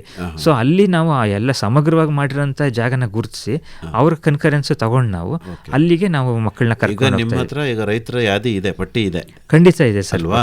ಇದೆ. ಸೊ ಈಗ ಅಂತಹ ರೈತರ ಜಮೀನಿಗೆ ತಾವು ಕರ್ಕೊಂಡು ಹೋಗ್ತಾ ಇದ್ದೀವಿ. ಹೇಗೆ ಕರ್ಕೊಂಡು ಹೋಗ್ತೀರಿ? ಹೇಗೆ ಆಯ್ಕೆ ಮಾಡ್ಕೋತೀರಿ ಮಕ್ಕಳನ್ನ? ಸೊ ಮಕ್ಕಳನ್ನ ನಮ್ಗೆ ಗೊತ್ತಿರೋಂತಹ ಸ್ನೇಹಿತರುಗಳಿಗೆಲ್ಲ ನಾವು ತಿಳಿಸಿ, ಈ ವಾಟ್ಸಪ್ ಮುಖಾಂತರ ಇರ್ಬೋದು, ಈ ರೀತಿ ತಿಳಿಸಿ ಎನ್ರೋಲ್ ಮಾಡಿಕೊಂಡು ಮೊದಲೇ ಒಂದು ಡೇಟ್ ಫಿಕ್ಸ್ ಮಾಡಿಕೊಂಡು ನಾವು ರೈತರಿಂದ ಡೇಟ್ನ ನಿಗದಿ ಮಾಡಿಕೊಂಡು ಆ ಡೇಟ್ಗೆ ಇವ್ರ ಹತ್ರ ಎಲ್ಲ ಎನ್ರೋಲ್ ಮಾಡಿಸ್ಕೊಂಡು ಕರ್ಕೊಂಡು ಹೋಗ್ತೀವಿ ಸರ್. ಅಂದರೆ ವೆಹಿಕಲ್ಲು ಮತ್ತು ಅವ್ರಿಗೆ ಒಂದು ಊಟನೂ ಮಾಡಿಸ್ಕೊಡ್ತೀವಿ. ಅದಕ್ಕೆ ದಿನದ ಚಟುವಟಿಕೆ ಏನಿರುತ್ತೆ ಹೇಳಿ? ಅಲ್ಲಿ ಜಮೀನಲ್ಲಿ ಏನೇನು ಚಟುವಟಿಕೆಗಳು ಮಾಡ್ತೀರಿ ಸರ್? ಮೊದಲನೇದಾಗಿ ಅವರಿಗೆ ಪರ್ಸ್ನಾಲಿಟಿ ಡೆವಲಪ್ಮೆಂಟ್ ಬಗ್ಗೆ ಕೆಲವು ಆಟಗಳನ್ನ ಆಡಿಸ್ತೀವಿ. ನಮ್ಮ ಕಾರ್ಯದರ್ಶಿ ಆಗಿರುವಂಥ ಗಣೇಶ್ರವರು ಅದರಲ್ಲಿ ಉತ್ತಮವಾಗಿ ಪರಿಣಿತರಾಗಿದ್ದಾರೆ. ಸೊ ತದನಂತರ ನಾವು ಎಲ್ಲ ಕೃಷಿ ಭೂಮಿ ಎಲ್ಲ ತೋರಿಸ್ತೀವಿ. ಅದಾದಮೇಲೆ ಒಂದು ಕಾಂಪಿಟೇಷನ್, ಒಂದು 2-3 ಕಾಂಪಿಟೇಷನ್ ಕೂಡ ಇಡ್ತೀವಿ ಸರ್. ಮಧ್ಯದಲ್ಲಿ ಊಟನೂ ಕೊಡ್ತೀವಿ, ಅದಕ್ಕೆ ವನಭೋಜನ ಅಂತ ಹೆಸರಿಟ್ಟಿದ್ದೀವಿ. ಮಕ್ಕಳೆಲ್ಲ ಈಗ ಮನೆಯಲ್ಲಿ ಟೇಬಲಲ್ಲಿ ಊಟ ಮಾಡಿ ಅಥವಾ ಸೋಫಾ ಮೇಲೆ ಕೂತ್ಕೊಂಡು TV ನೋಡ್ತಾ ಊಟ ಮಾಡೋ ಅಭ್ಯಾಸ. ಆ ಮಕ್ಕಳಿಗೆ ನಾವು ನೆಲದ ಮೇಲೆ ಬಾಳೆ ಎಲೆಯಲ್ಲಿ ಊಟ ಹಾಕಿ ಇದು ಮಾಡ್ತೀವಿ. ಈ ರೀತಿ ಕೂರಿಸಿ ಊಟ ಹಾಕ್ತೀರಿ? ಹೌದು ಸರ್. ಹಾಂ. ಓಕೆ. ಮತ್ತು ರೈತನೂ ಕೂಡ ಮಾತಾಡ್ತಾನ ನೀವು ಕರ್ಕೊಂಡು ಹೋಗಿ? ಹೌದು ಸರ್, ರೈತರು ಅವ್ರಿಗೂ ಒಂದು ಸೆಷನ್ ಕೊಡ್ತೀವಿ, ಅವರು ಅವ್ರ ಅನುಭವಗಳನ್ನೆಲ್ಲ ತಿಳಿಸ್ತಾರೆ. ಆಮೇಲೆ ಇಂಟರ್ಯಾಕ್ಟಿವ್ ಸೆಷನ್ ಕೂಡ ಇಟ್ಟಿರ್ತೀವಿ, ಮಕ್ಕಳಿಗೆ ಕ್ವಶನ್ಸ್ ಕೇಳಂತಂದರೆ ಅದರಿಂದ ಏನು ಕಲ್ತ್ರಿ ಅಂತ ನಾವು ಕೇಳಿ ಈ ರೀತಿ ಆರ್ಗನೈಸ್ ಮಾಡ್ತಾ ಇದ್ದೀವಿ. ಚಿಣ್ಣರ ಕೃಷಿ ಪ್ರವಾಸ ಇನ್ನೇನಾದ್ರು ಹೇಳೋದಿದೆಯಾ ಕುಮಾರ್ ಅವರೇ ಇದಕ್ಕೆ ಸಂಬಂಧಪಟ್ಟಂತೆ? ಮಕ್ಕಳನ್ನ ತಾವು ತೋಟಕ್ಕೆ ಕರ್ಕೊಂಡು ಹೋಗ್ತಿರೋದು, ಅದರಿಂದ ಆಗಿರುವಂತಹ ಇಂಪ್ಯಾಕ್ಟ್. ನಾವು ಬರೀ ಮಕ್ಕಳನ್ನ ತೋಟಕ್ಕೆ ಕರ್ಕೊಂಡು ಹೋಗ್ತಾ ಇದ್ದೀವಿ, ಇದೊಂಥರ ಪ್ರಾಕ್ಟಿಕಲ್ ಆಗಿ ಅವರಿಗೆ ಅನುಭವಗಳಾಗ್ತಾ ಇದ್ದಾವೆ. ಸೊ ಇದನ್ನು ನಮ್ಮ ಕಾನ್ಸೆಪ್ಟು ನಮ್ಮ ಇದು ಏನಾಗ್ತದೆ ಅಂತಂದರೆ, ಇದನ್ನು ಸ್ಕೂಲ್ಗಳ ಲೆವೆಲಲ್ಲಿ ಇದೊಂದು ಒಂದು ಪಠ್ಯ ಇದಾಗಿ ಆಗಬೇಕು ಅನ್ನೋದು ನಮ್ಮ ಆಸೆ ಇದೆ ಸರ್. ಸೊ ಪ್ರತಿ ಸ್ಕೂಲ್ಗಳಲ್ಲೂ ಒಂದು ವರ್ಷದಲ್ಲಿ 1 ಇಲ್ಲ 2 ಕೃಷಿ ಪ್ರವಾಸೋದ್ಯಮನ ಮಕ್ಕಳುಗಳಿಗೆ ಆರ್ಗನೈಸ್ ಮಾಡಬೇಕು ಅನ್ನೋದು ನಮ್ಮ ಆಸೆ ಇದೆ ಸರ್. ಆ್ಯಕ್ಚುಲಿ ಎಲ್ಲ ಮಕ್ಕಳುಗಳು ತಿಳ್ಕೋಬೇಕು, ಸಿಟಿನಲ್ಲಿರೋಂಥ ಎಲ್ಲ ಮಕ್ಕಳುಗಳಿಗೂ ಕೃಷಿ ಬಗ್ಗೆ ತಿಳ್ಕೋಬೇಕು. ಅವ್ರಿಗೆ ಒಂದು ಡೇ ಈಗ ಎಲ್ಲೋ ಈಗ ಕರ್ಕೊಂಡು ಹೋಗ್ತಾರೆ ಸಮಥಿಂಗ್, ಎಲ್ಲೆಲ್ಲ ಬೇರೆ ಕಡೆ ಕರ್ಕೊಂಡು ಹೋಗ್ತಾರೆ. ಇದೇ ಥರ ನಮ್ಮ ಕೃಷಿ ಪ್ರವಾಸೋದ್ಯಮಕ್ಕೂ ಕೂಡ ಒಂದು ದಿನ ಕಳಿಸ್ಬೇಕು, ಅವರು ಸ್ಕೂಲ್ಗಳಿಂದ ವಾಲಂಟಿಯರ್ ಕಳಿಸ್ಬೇಕು ಅನ್ನೋದು ನಮ್ಮ ಆ ನಿಟ್ಟಿನಲ್ಲಿ ವರ್ಕ್ ಮಾಡ್ತಾ ಇದ್ದೀವಿ ಸರ್. ಓಕೆ, ಈಗ ಬಂದಿರೋ ಮಕ್ಕಳ ಅಭಿಪ್ರಾಯ ಏನು? ಖುಷಿ ಆಯಿತು ಅಂತವ, ಇಲ್ಲ ಎಲ್ಲೋ ಬಂದ್ಬಿಟ್ಟಿದ್ದೀವಿ ಅಂತ ಏನಾರು ಅಂತವ, ಹೇಗೆ? ಇಲ್ಲ ಸರ್, ಅವ್ರಿಗೆ ತುಂಬ ಖುಷಿ ಪಡ್ತಾ ಇದ್ದಾರೆ ಸರ್. ಯಾಕೆಂದರೆ ಈಗಿನ ಜನ್ರೇಷನಲ್ಲಿ ಏನಾಗ್ತದೆ ಅಂತಂದರೆ ಹೊಸದಾಗಿ ತಿಳ್ಕೊಳ್ಳುವಾಗ ಆಸಕ್ತಿಗಳು ಜಾಸ್ತಿ ಇದ್ದೇ ಇರುತ್ತೆ ಸರ್ ಮಕ್ಕಳುಗಳಿಗೆ. ಅವರು ಈಗ ಸಿಟಿನಲ್ಲಿ ಬೆಳೆದು ಇದ್ರ ಬಗ್ಗೆ ಏನು ಗೊತ್ತೇ ಇರೋದಿಲ್ಲ, ಮಣ್ಣಲ್ಲಿ ಆಟ ಆಡೋದು ಗೊತ್ತಿರೋದಿಲ್ಲ, ಹಣ್ಣು ಹೇಗೆ ಬೆಳೆಯುತ್ತದೆ ಅಲ್ಲಿ, ಅದನ್ನು ಹೇಗೆ ಮಾಡ್ತಾರೆ, ಅದರಿಂದ ಏನು ಯೂಸು, ಏನು ಮಾಡ್ತಾರೆ, ಅದ್ರ ಬಗ್ಗೆ ಏನು ಗೊತ್ತೇ ಇರೋದಿಲ್ಲ. ಹೊಸದಾಗಿ ತಿಳ್ಕೊಳಕ್ಕೆ ಬಂದಾಗ ಆಸಕ್ತಿಗಳು ತುಂಬ ಇದೆ ಸರ್. ಅದನ್ನು ನಾವು ಫೀಲ್ ಮಾಡ್ತಾ ಇದೀವಿ, ಅಂದರೆ ಗೊತ್ತಾಗ್ತದೆ ನಮಗೆ. ಮಕ್ಕಳುಗಳು ತುಂಬ ಅದರಿಂದ ಈ ಹಣ್ಣು ಹೆಂಗೆ ಬರ್ತದೆ, ಮಾವಿನ ಹಣ್ಣು ಹೆಂಗೆ ಬರ್ತದೆ, ಮಾವಿನ ಗಿಡ ಹೆಂಗಿದೆ, ಈವನ್ ಭತ್ತ ಹೇಗೆ ಬೆಳೀತದೆ ಅನ್ನೋದು ಕೆಲವರಿಗೆ ಗೊತ್ತಿರೋದಿಲ್ಲ. ಅದನ್ನೆಲ್ಲ ತಿಳ್ಕೊಳ್ಳುವಾಗ ಅವರು ತುಂಬ ಇಂಟ್ರೆಸ್ಟ್ ಕೊಡ್ತಾರೆ, ತುಂಬ ಆಸಕ್ತಿಯಿಂದ ಇದು ಮಾಡ್ತಾ ಇದ್ದಾರೆ ಸರ್. ಒಂದು ದಿನ ಹೇಗೆ ಕಳೀತಾ ಇದ್ದಾರೆ ಅನ್ನೋದನ್ನೇ ಗೊತ್ತಾಗ್ತಲ್ಲ ಅವ್ರಿಗೆ, ತುಂಬ ಈಸಿಯಾಗಿ ಹೋಗ್ತಾ ಇದೆ. ಮತ್ತು ಅದಲ್ಲದೆ ಮನೆಗಳಿಗೆ ಹೋಗ್ಬಿಟ್ಟು ಅವ್ರ ಪೇರೆಂಟ್ಸ್ಗಳಿಗೆ ಹೇಳ್ತಾ ಇದ್ದಾರೆ ಸರ್. ಪೇರೆಂಟ್ಸ್ಗಳಿಗೆ ಹೇಳಿದಾಗ ತುಂಬ ಖುಷಿ ಆಯಿತು, ನಾನು ಇದು ಮಾಡಿದೆ, ಅದು ಮಾಡಿದೆ, ಮಣ್ಣಲ್ಲಿ ಆಟ ಆಡಿದೆ, ನಾನು ಇದೆಲ್ಲ ಕೆಸರಲ್ಲಿ ಆಟ ಆಡ್ದಂಗೆ ಇದೆ ನನಗೆ. ಇದನ್ನೆಲ್ಲ ಅವ್ರ ಫೀಲ್ಗಳನ್ನ ತಂದೆ ತಾಯಿಗಳಿಗೆ ಹೇಳ್ಕೊಳ್ತಾರೆ. ಆ ತಂದೆ ತಾಯಿಗಳು ನಮ್ಮ ಸಂಸ್ಥೆಗೆ ಕಾಲ್ ಮಾಡಿ ತುಂಬ ಚೆನ್ನಾಗಿದೆ, ತುಂಬ ಚೆನ್ನಾಗಿ ಇದು ಮಾಡಿದ್ದೀರಾ, ನಮಗೆ ನೆಕ್ಸ್ಟ್ ಏನಾದ್ರು ಮಾಡಿದಾಗ ನಮಗೆ ಇದ್ರ ಬಗ್ಗೆ ತಿಳಿಸಿ ಅಂತೇಳಿ ಹೇಳ್ತಾರೆ ಸರ್. ಇದು ಸೋಷಿಯಲ್ ಮೀಡಿಯಾ ಕಾಲ. ಶಿವಪ್ರಸಾದ್ ಅವರೇ, ಮುಂದೆ ಏನಾದರೂ ಯೂಟ್ಯೂಬ್ ಚಾನಲ್ ಏನಾದ್ರು ಮಾಡ್ಕೊಂಡಿದ್ದೀರಾ? ಇದೆ. ಅದಕ್ಕೂ ಮುಂಚೆ ಪೂರಕವಾಗಿ ನಮ್ಮ ಸ್ನೇಹಿತರು ಕುಮಾರ್ ಹೇಳಿದಾಗೆ ತಾವು ಒಂದು ಕ್ವಶನ್ ಕೇಳಿದ್ರೆ, ಹೇಗೆ ನೀವು ಎಲ್ಲ ಮಕ್ಕಳನ್ನ ಚೂಸ್ ಮಾಡ್ತಾ ಇದ್ದೀರಾ ಅಂತ. ಸೊ ಈಗ ನಾವು ಒಂದು ಕಾರ್ಯಕ್ರಮ ಮಾಡಿದಾಗ ಸರ್, ಅಲ್ಲಿ ಆ ಮಕ್ಕಳ ಪೋಷಕರಿದಾರಲ್ಲ, ಅವರೇ ನಮ್ಗೆ ಅಡ್ವರ್ಟೈಸ್ ಕೊಡ್ತಾ ಇದ್ದಾರೆ. ಈಗ ಅವ್ರ ಸ್ನೇಹಿತರುಗಳಿಗೆ ಹೇಳಿ, ಸೊ ತುಂಬ ಚೆನ್ನಾಗಿದೆ, ಆಧುನಿಕವಾಗಿ ಹೇಳ್ಕೊಡ್ತಾ ಇದ್ದಾರೆ ಮಕ್ಕಳಿಗೆ ಅಂತ ಎಲ್ಲ ಹೇಳಿ, ಅದರಿಂದ ನಾವು ಈಗ ಹೆಚ್ಚಿನ ಜನಗಳಿಗೆ ಬರ್ತಾ ಇದ್ದಾರೆ, ಇದು ಮಾಡ್ತಾ ಇದ್ದೀವಿ. ಹಾಗೆ ತಮ್ಮ ಒಂದು ಪ್ರಶ್ನೆಗೆ ಏನಂತಂದರೆ ಸರ್, ಈಗ ಕಾಲಕ್ಕೆ ತಕ್ಕಂತೆ ನಾವು ಕೂಡ ಅಪ್ಡೇಟ್ ಆಗಬೇಕು.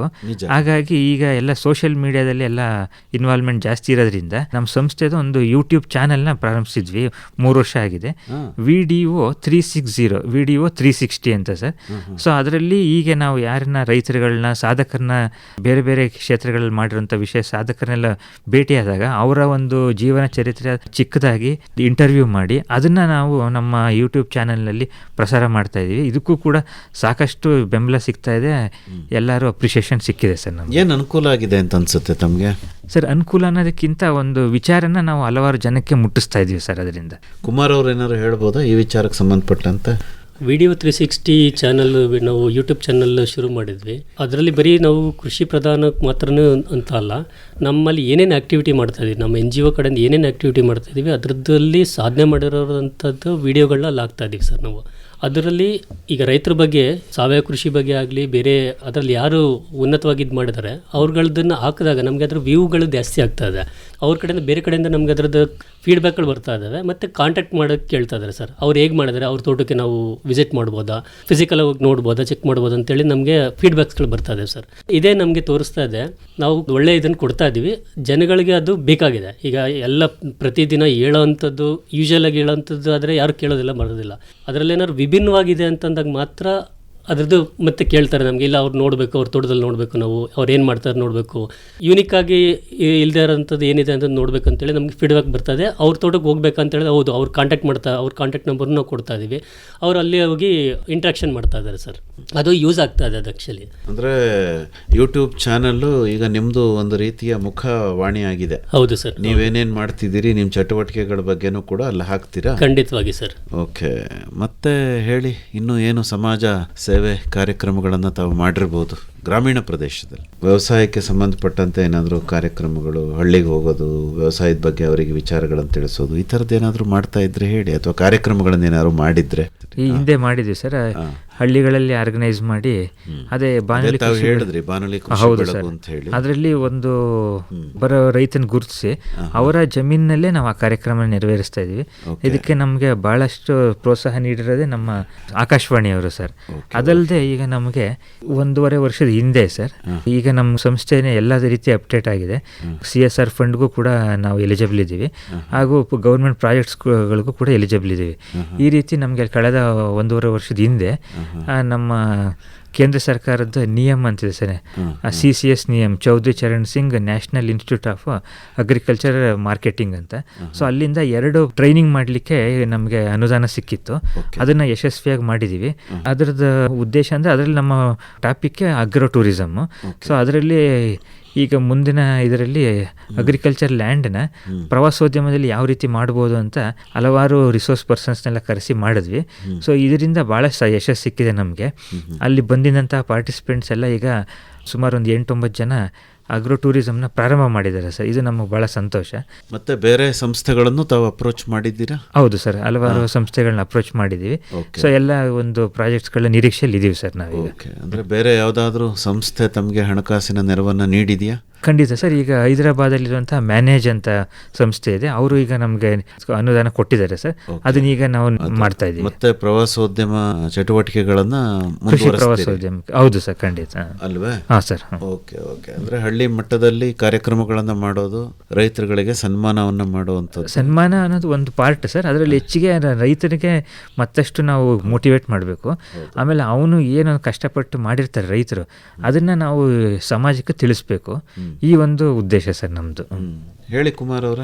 ಸರ್, ಈ ಕೃಷಿ ಪ್ರವಾಸೋದ್ಯಮ ನಾವು ಕಾನ್ಸೆಪ್ಟ್ ರೈತರಿಗೆ ಸೆಕೆಂಡ್ರಿ ಇನ್ಕಮ್ ಆಗಬೇಕು ಸರ್. ಅದು ರೈತರು ಅವರು ಜಮೀನಲ್ಲಿ ಆಗಲಿ, ಅವರ ತೋಟದಲ್ಲಾಗಲಿ, ಈಗ ರೆಸಾರ್ಟ್ಗಳು ಹೇಗೆ ಇದು ಮಾಡ್ಕೊಳ್ತಾರೆ ಹೊರಗಡೆ, ಅಲ್ಲಿ ರೆಸಾರ್ಟ್ ಹೋಗ್ತಾರೆ, ಇದು ಮಾಡ್ತಾರೆ, ಬರ್ತಾರೆ, ಅದೊಂಥರ ಯೂನಿಕ್, ಬೇರೆ ಥರ ಲೈಫು ಒಂಥರ. ಬಟ್ ನಮ್ಮ ಕಾನ್ಸೆಪ್ಟ್ ಏನಂತಂದರೆ, ಯಾರು ಪ್ರವಾಸೋದ್ಯಮಕ್ಕೆ ಬರ್ತಾರೆ, ಬಂದವರು ಒಂದು ಜಮೀನಲ್ಲಿ ಆಗಲಿ, ಅಲ್ಲಿ ತೋಟದಲ್ಲಿ ಉಳ್ಕೋಬೇಕು ಅವ್ರು. ಅಲ್ಲಿ ಫೀಲ್ ಮಾಡಬೇಕು. ಅಟ್ಲೀಸ್ಟ್ ಆ ಮಣ್ಣನ್ನು ಇದಾಗಲಿ, ಹೇಗೆ ಬೆಳೆ ಬೆಳೀತಾರೆ, ಹೇಗೆ ಏನು ಕಷ್ಟಗಳಿದೆ, ರೈತರ ಕಷ್ಟಗಳು ಏನಿದ್ದಾವೆ, ಅದೆಲ್ಲ ಅವ್ರು ತಿಳ್ಕೊಬೇಕು. ಅವ್ರಿಗೆ ಒಂದು ಎಜುಕೇಷನ್ ಥರ ಆಗಬೇಕು. ಅವ್ರ ಮಕ್ಳುಗಳಿಗೂ ಕೂಡ ಕೃಷಿ ಬಗ್ಗೆ ಅರಿವು ಮೂಡಬೇಕು. ಅದೊಂದು.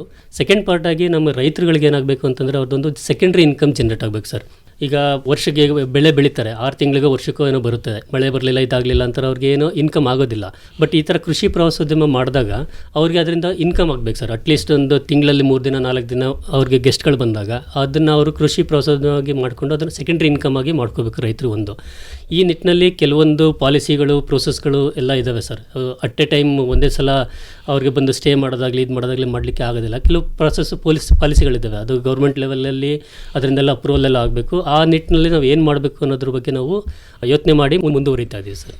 ಸಮಾಜ ಸೇವೆಯನ್ನು ದೃಷ್ಟಿಯಲ್ಲಿ ಇಟ್ಕೊಂಡು ಸೇವೆ ಮಾಡೋ ಸಲುವಾಗಿ ಈ 18 ವರ್ಷದ ಪಯಣದಲ್ಲಿ ಹೇಗಿತ್ತು ನಿಮ್ಮ ಅನುಭವಗಳು? ಏಳು ಬೀಳುಗಳೇನಿತ್ತು? ಏನೆಲ್ಲ ಚಾಲೆಂಜಸ್ಗಳು ಬಂದವು?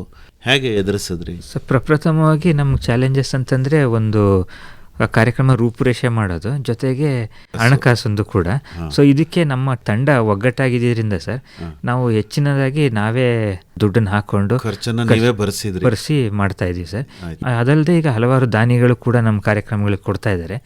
ಏನೇ ಒಂದು ನಮ್ಗೆ ಅದರಲ್ಲಿ ಶಾರ್ಟೇಜ್ ಇದ್ರೂ ಕೂಡ ಅದನ್ನು ನಾವೇ ಎಲ್ಲ ಬರೆಸ್ಕೊಂಡು ಮಾಡ್ಕೊಂಡು ಹೋಗ್ತಾ ಇದ್ದೀವಿ ಸರ್. ಓಕೆ. ಅಂದರೆ ಭಾಳ ಸರಾಗವಾಗಿ ಬಂದ್ಬಿಟ್ಟಿದ್ದೀರಾ ಅಥವಾ ಕಷ್ಟಗಳು ಆದ್ವಾ? ಕಷ್ಟಗಳು ಆಗಿದೆ ಸರ್. ನಾವು ರಿಜಿಸ್ಟ್ರೇಷನ್ ಮಾಡುವಾಗಲಿ, ಅದನ್ನು ATG ಕನ್ವರ್ಷನ್ ಮಾಡೋದಕ್ಕಾಗಲಿ, ಅವಾಗೆಲ್ಲ ನಮಗೆ ಫಂಡಿಂಗ್ದು ಸ್ವಲ್ಪ ಪ್ರಾಬ್ಲಮ್ಗಳು ಬಂತು. ಇನ್ನೊಂದು, ಫಂಡ್ ಕೊಡಿ ಅಂತ ಯಾರ ಹತ್ರ ಕೇಳಿದಾಗ ತಕ್ಷಣ ಕೊಡ್ಲಿಕ್ಕೆ ಯಾರೂ ಮುಂದೆ ಬರೋದಿಲ್ಲ ಸರ್. ನಾವು ಏನು ಮಾಡಿದ್ದೀವಿ, ನಮ್ಮ ಸಾಧನೆಗಳೇನಿದೆ, ನಾವೇನು ತೊಗೊಂಡಂಥ ದುಡ್ಡನ್ನ ಹೇಗೆ ಅದನ್ನು ಯುಟಿಲೈಸ್ ಮಾಡ್ತಾ ಇದ್ದೀವಿ, ಆ ಬೇಸ್ ಮೇಲೆ ಫಂಡ್ ಕೊಡಲಿಕ್ಕೆ ಇದಾಗುತ್ತೆ ಸರ್. ಫಸ್ಟ್ ಸ್ಟಾರ್ಟಿಂಗ್ 1-2 ಪ್ರೋಗ್ರಾಮ್ ಮಾಡಿದಾಗ ನಮಗೆ ಅಷ್ಟು ಈಸಿ ಅನ್ನಿಸ್ಲಿಲ್ಲ. ನಮಗೆ ಫಂಡ್ ಕಲೆಕ್ಷನ್ ಮಾಡೋದು ಕಷ್ಟ ಅನ್ನಿಸ್ತಾ ಇತ್ತು. ಬಟ್ ನಮಗೆ ಅದು ಹೇಗೆ ಮುಂದುವರ್ಕೊಂಡು ಹೋದ್ವಿ ಅಂದರೆ ನಮ್ಮಲ್ಲೇ ನಾವು ಹಾಕ್ಕೊಂಡ್ವಿ. ಅದನ್ನು ನಾವು ಅದಕ್ಕೆ ನಿಲ್ಲಿಸ್ಬಾರ್ದು. ನಾವು ಅಂದ್ಕೊಂಡಿರೋಂಥ ಇದನ್ನು ನಾವು ಎಲ್ಲೂ ನಿಲ್ಲಿಸ್ಬಾರ್ದು. ಅದಕ್ಕೋಸ್ಕರ ನಮ್ಮ ಕೈಯಿಂದನೇ ದುಡ್ಡು ಹಾಕ್ಕೊಂಡು ಒಂದು ಸ್ಟೇಜಿಗೆ ತಂದ್ವಿ ಸರ್. ಒಂದು 5-8 ವರ್ಷ ತನಕ ಅದನ್ನು ನಮ್ಮ ಇದರಿಂದನೇ ಫಂಡ್ಗಳು ಹಾಕ್ಕೊಂಡೇ ಮುಂದೆ ತರಿಸ್ಕೊಂಡು ಬಂದ್ವಿ. ಅದಾದಮೇಲೆ ನಾವು ಫಂಡ್ ಕೇಳಕ್ಕೆ ಹೋದ್ವಿ ನಾವು. ಅವಾಗ ನಾವೇನು ಮಾಡಿದ್ವಿ, ಈ 8 ವರ್ಷದಲ್ಲಿ ಏನು ಮಾಡಿದ್ದೀವಿ ಅದನ್ನು ನೋಡಿ ಜನಗಳು ದಾನಿಗಳು ಸ್ವಲ್ಪ ದುಡ್ಡು ಕೊಡೋಕ್ಕೆ ಶುರು ಮಾಡಿದ್ರು. ಅವಾಗ ನಮಗೆ ಇನ್ನೂ ಸ್ವಲ್ಪ ಮೋಟಿವೇಶನ್ ಆಯಿತು, ಇನ್ನೂ ಸ್ವಲ್ಪ ಅದನ್ನು ಇಂಪ್ರೂವ್ ಮಾಡಬೇಕು ಅಂತೇಳಿ ಮುಂದುವರ್ಸ್ಕೊಂಡು ಹೋದ್ವಿ ಸರ್ ಅದನ್ನು. ಮುಂದಿನ ಕನಸುಗಳೇನು ಶಿವಪ್ರಸಾದ್ ಅವರೇ? ಮುಂದೆ ಇನ್ನೂ ಏನೇನು ಮಾಡಬೇಕು ಅಂತ ಅಂದ್ಕೊಂಡಿದ್ದೀರಿ? ಸೊ ಹೀಗೆ ಮುಂದಿನ ದಿನಗಳು ಕೂಡ ಹಲವಾರು ಕಾರ್ಯಕ್ರಮ ಮಾಡಬೇಕು ಅಂತ ನಾವೆಲ್ಲ ಡಿಸ್ಕಷನ್ ಮಾಡ್ತಾ ಇದ್ದೀವಿ ಸರ್. ಈಗ ಸದ್ಯದಲ್ಲೇ ನಾವು ಒಂದು ವೈದ್ಯರ ದಿನಾಚರಣೆ ಡಾಕ್ಟರ್ಸ್ ಡೇ ಮಾಡಬೇಕು ಅಂತ ಒಂದು ಕಾರ್ಯಕ್ರಮ ಮಾಡ್ಕೊಳ್ತಾ ಇದ್ದೀವಿ. ಇಲ್ಲಿವರೆಗೆ ಇಲ್ಲ ಸರ್, ಡಾಕ್ಟರ್ ಕೂಡ ಗುರುಸಿ ಮಾಡಿದ್ದೀವಿ. ಇದಕ್ಕೊಂದು ವಿಶೇಷವಾಗಿ ಅಂತಂದರೆ ನಮ್ಮ ಸರ್ಕಾರಿ ವೈದ್ಯರಾಗಿರುವಂಥ ಒಬ್ಬರು ಭವಾನಿ ಅಂತ ಸರ್, ಅವರು KR ನಗರದಲ್ಲಿ ನೈಟಲ್ಲಿ ಅವರೇ ಡ್ಯೂಟಿಲಿ ಇದ್ದಿದ್ದು. ಒಂದು ದಿನ ಒಂದು 8 ರಿಂದ 9 ಡೆಲಿವರಿ ಒಂದು ನೈಟಲ್ಲಿ ಮಾಡಿದ್ದಾರೆ ಸರ್. ಅವ್ರನ್ನ ಗುರುಸಿ ಕೂಡ ಅವರಿಗೆ ವೈದ್ಯ ಸೇವಾರತ್ನ ಅಂತ ಪ್ರಶಸ್ತಿ ಕೊಟ್ಟಿದ್ದೀವಿ. ಸೊ ಅದೇ ರೀತಿ ಈಗ ಎಕ್ಸ್ಕ್ಲೂಸಿವ್ ಆಗಿ ಡಾಕ್ಟರ್ಸ್ಗೆ ಮಾಡಬೇಕು ಅನ್ನೋ ಒಂದು ಉದ್ದೇಶ ಇಟ್ಕೊಂಡಿದ್ದೀವಿ ಸರ್. ಮತ್ತೆ ನಿಮ್ಮ ಕನಸುಗಳೇನು ಕುಮಾರ್ ಅವರೇ? ಸರ್, ರೈತರುಗಳಿಗೆ ಅವ್ರದ್ದು ಮಾರ್ಕೆಟಿಂಗ್ಗೆ ಅವ್ರಿಗೆ ಮೇಜರ್ ಪ್ರಾಬ್ಲಮ್ ಇದೆ ಸರ್. ರೈತರುಗಳು ಬೆಳೆ ಬೆಳೀತಾನೆ, ಮಾರ್ಕೆಟಿಂಗ್ ಬಗ್ಗೆ ಮೇಜರ್ ಪ್ರಾಬ್ಲಮ್ ಇದೆ. ನಮ್ಮ ಈ ಮೀಡಿಯಾಗಳನ್ನ ನಾವು ಈ ಸೋಷಿಯಲ್ ಮೀಡಿಯಾ ಆಗಲಿ ಇದನ್ನಾಗಲಿ ಯೂಸ್ ಮಾಡಿಕೊಂಡು ಆದ್ದರಿಂದ ರೈತರುಗಳಿಗೆ ಅವ್ನ ಮಾರ್ಕೆಟಿಂಗಿಗೆ ಹೇಗೆ ಯೂಸ್ ಆಗುತ್ತೆ ಅನ್ನೋದ್ರ ಬಗ್ಗೆ ನಾವು ಸ್ವಲ್ಪ ಕಾನ್ಸಂಟ್ರೇಟ್ ಮಾಡ್ತಾ ಇದ್ದೀವಿ ಸರ್. ಅವೇರ್ನೆಸ್ ಕೊಡುವಂಥದ್ದಾಗಲಿ, ಅದೇ ಹೇಳಿದ್ನಲ್ಲ, ಈಗ ಕೃಷಿ ಪ್ರೋತ್ಸಾಹದ ಸೆಕೆಂಡ್ರಿ ಇನ್ಕಮ್ ಬಂತು. ಆವಾಗ ಅವನಿಗೆ ತುಂಬ ಡಿಪೆಂಡೆನ್ಸಿ, ಅವನೇನು ಬೆಳೀತಾ ಇದ್ದಾನೆ ಅದ್ರ ಬಗ್ಗೆನೇ ಇರೋದಿಲ್ಲ. ಇನ್ಕಮ್ ಬರ್ತಾ ಇದ್ದಾಗ ಅವ್ನಿಗೆ ಇಂಟ್ರೆಸ್ಟ್ ಆಗುತ್ತೆ, ಇನ್ವೆಸ್ಟ್ ಮಾಡೋದಕ್ಕೂ ಕೃಷಿ ಮೇಲೆ ಇನ್ವೆಸ್ಟ್ ಮಾಡೋದಕ್ಕೂ ಅವನಿಗೆ ಬಂಡವಾಳ ಸಿಗ್ದಂಗೆ ಆಗುತ್ತೆ ಸರ್. ಅದು ಆ ನಿಟ್ಟಿನಲ್ಲಿ ನಾವು ಮುಂದುವರಿಬೇಕು ಅಂತೇಳಿ ಇದು ಮಾಡ್ತಾ ಇದ್ದೀವಿ ಸರ್. ಒಳ್ಳೆಯದಾಗಲಿ. ಯುವಕರ ತಂಡ ಭಾಳಷ್ಟು ಆಲೋಚನೆ ಮಾಡಿ ಕೆಲಸ ಮಾಡೋದಕ್ಕೆ ಹುಮ್ಮಸ್ನಿಂದ ಇದ್ದೀರಿ. ಸಮಾಜ ಯಾವತ್ತಿಗೂ ಒಳ್ಳೆ ಕೆಲಸ ಮಾಡೋರು ಕೈ ಹಿಡಿಯುತ್ತೆ. ಉದ್ದೇಶ ಒಳ್ಳೇದಿರಬೇಕಷ್ಟೇ. ಹೌದು. ಹೆಚ್ಚಿನ ಮಾಹಿತಿಗೆ ತಮ್ಮನ್ನೇ ನೇರವಾಗಿ ಸಂಪರ್ಕ ಮಾಡಬೇಕು ಅಂತಾದರೆ ಸಂಪರ್ಕಕ್ಕಾಗಿ ತಮ್ಮ ಮೊಬೈಲ್ ಸಂಖ್ಯೆ ಏನು ಶಿವಪ್ರಸಾದ್ ಅವರೇ? ಕನ್ನಡದಲ್ಲಿ ಹೇಳ್ಬೋದಾ? ನನ್ನ ಮೊಬೈಲ್ ಸಂಖ್ಯೆ 9448034761. ಇನ್ನೊಮ್ಮೆ ಹೇಳ್ತೀರಾ? 9448034761. ಇನ್ನೂ ಒಂದು ಸರಿ ಹೇಳ್ಬಿಡಿ. 9448034761. ತಮ್ಮದು ಕುಮಾರ್ ಅವರೇ? ಸರ್, ನಂದು ಮೊಬೈಲ್ ಸಂಖ್ಯೆ 9945614428. ಇನ್ನೊಮ್ಮೆ? 9945614428. ಇನ್ನೂ ಒಂದು ಸರಿ ಹೇಳ್ಬಿಡಿ. 9945614428. ಒಳ್ಳೆಯದು ಶಿವಪ್ರಸಾದ್ ಅವರೇ ಹಾಗೂ ಕುಮಾರ್ ಅವರೇ. ವಿಶೇಷವಾಗಿ ತಮ್ಮ ಸ್ವಯಂ ಸೇವಾ ಸಂಸ್ಥೆ ಗ್ರಾಮೀಣ ಅಭಿವೃದ್ಧಿ ಹಾಗೆ ಪರಿಸರ ಸಂರಕ್ಷಣೆ, ಒಟ್ಟಾರೆ ಸಾಮಾಜಿಕವಾಗಿ ಸೇವಾ ಕೆಲಸಗಳನ್ನು ಏನು ಮಾಡ್ತಾ ಇದೆ ಅನ್ನೋದಕ್ಕೆ ಸಂಬಂಧಪಟ್ಟಂತೆ ನಿಮ್ಮ ವಿಚಾರಗಳನ್ನು ಹಂಚಿಕೊಂಡ್ರಿ. ಒಳ್ಳೇದಾಗಲಿ, ಒಳ್ಳೆ ಭವಿಷ್ಯ ತಮ್ಮದಾಗಲಿ. ವಂದನೆಗಳು. ಇದೇ ಒಂದು ಸಂದರ್ಭದಲ್ಲಿ ನಾವು ಆಕಾಶವಾಣಿಗೆ ಒಂದು ಥ್ಯಾಂಕ್ಸ್ ತಿಳಿಸೋಕ್ಕೆ ಇಷ್ಟಪಡ್ತೀವಿ ಸರ್. Thank you. ಧನ್ಯವಾದ.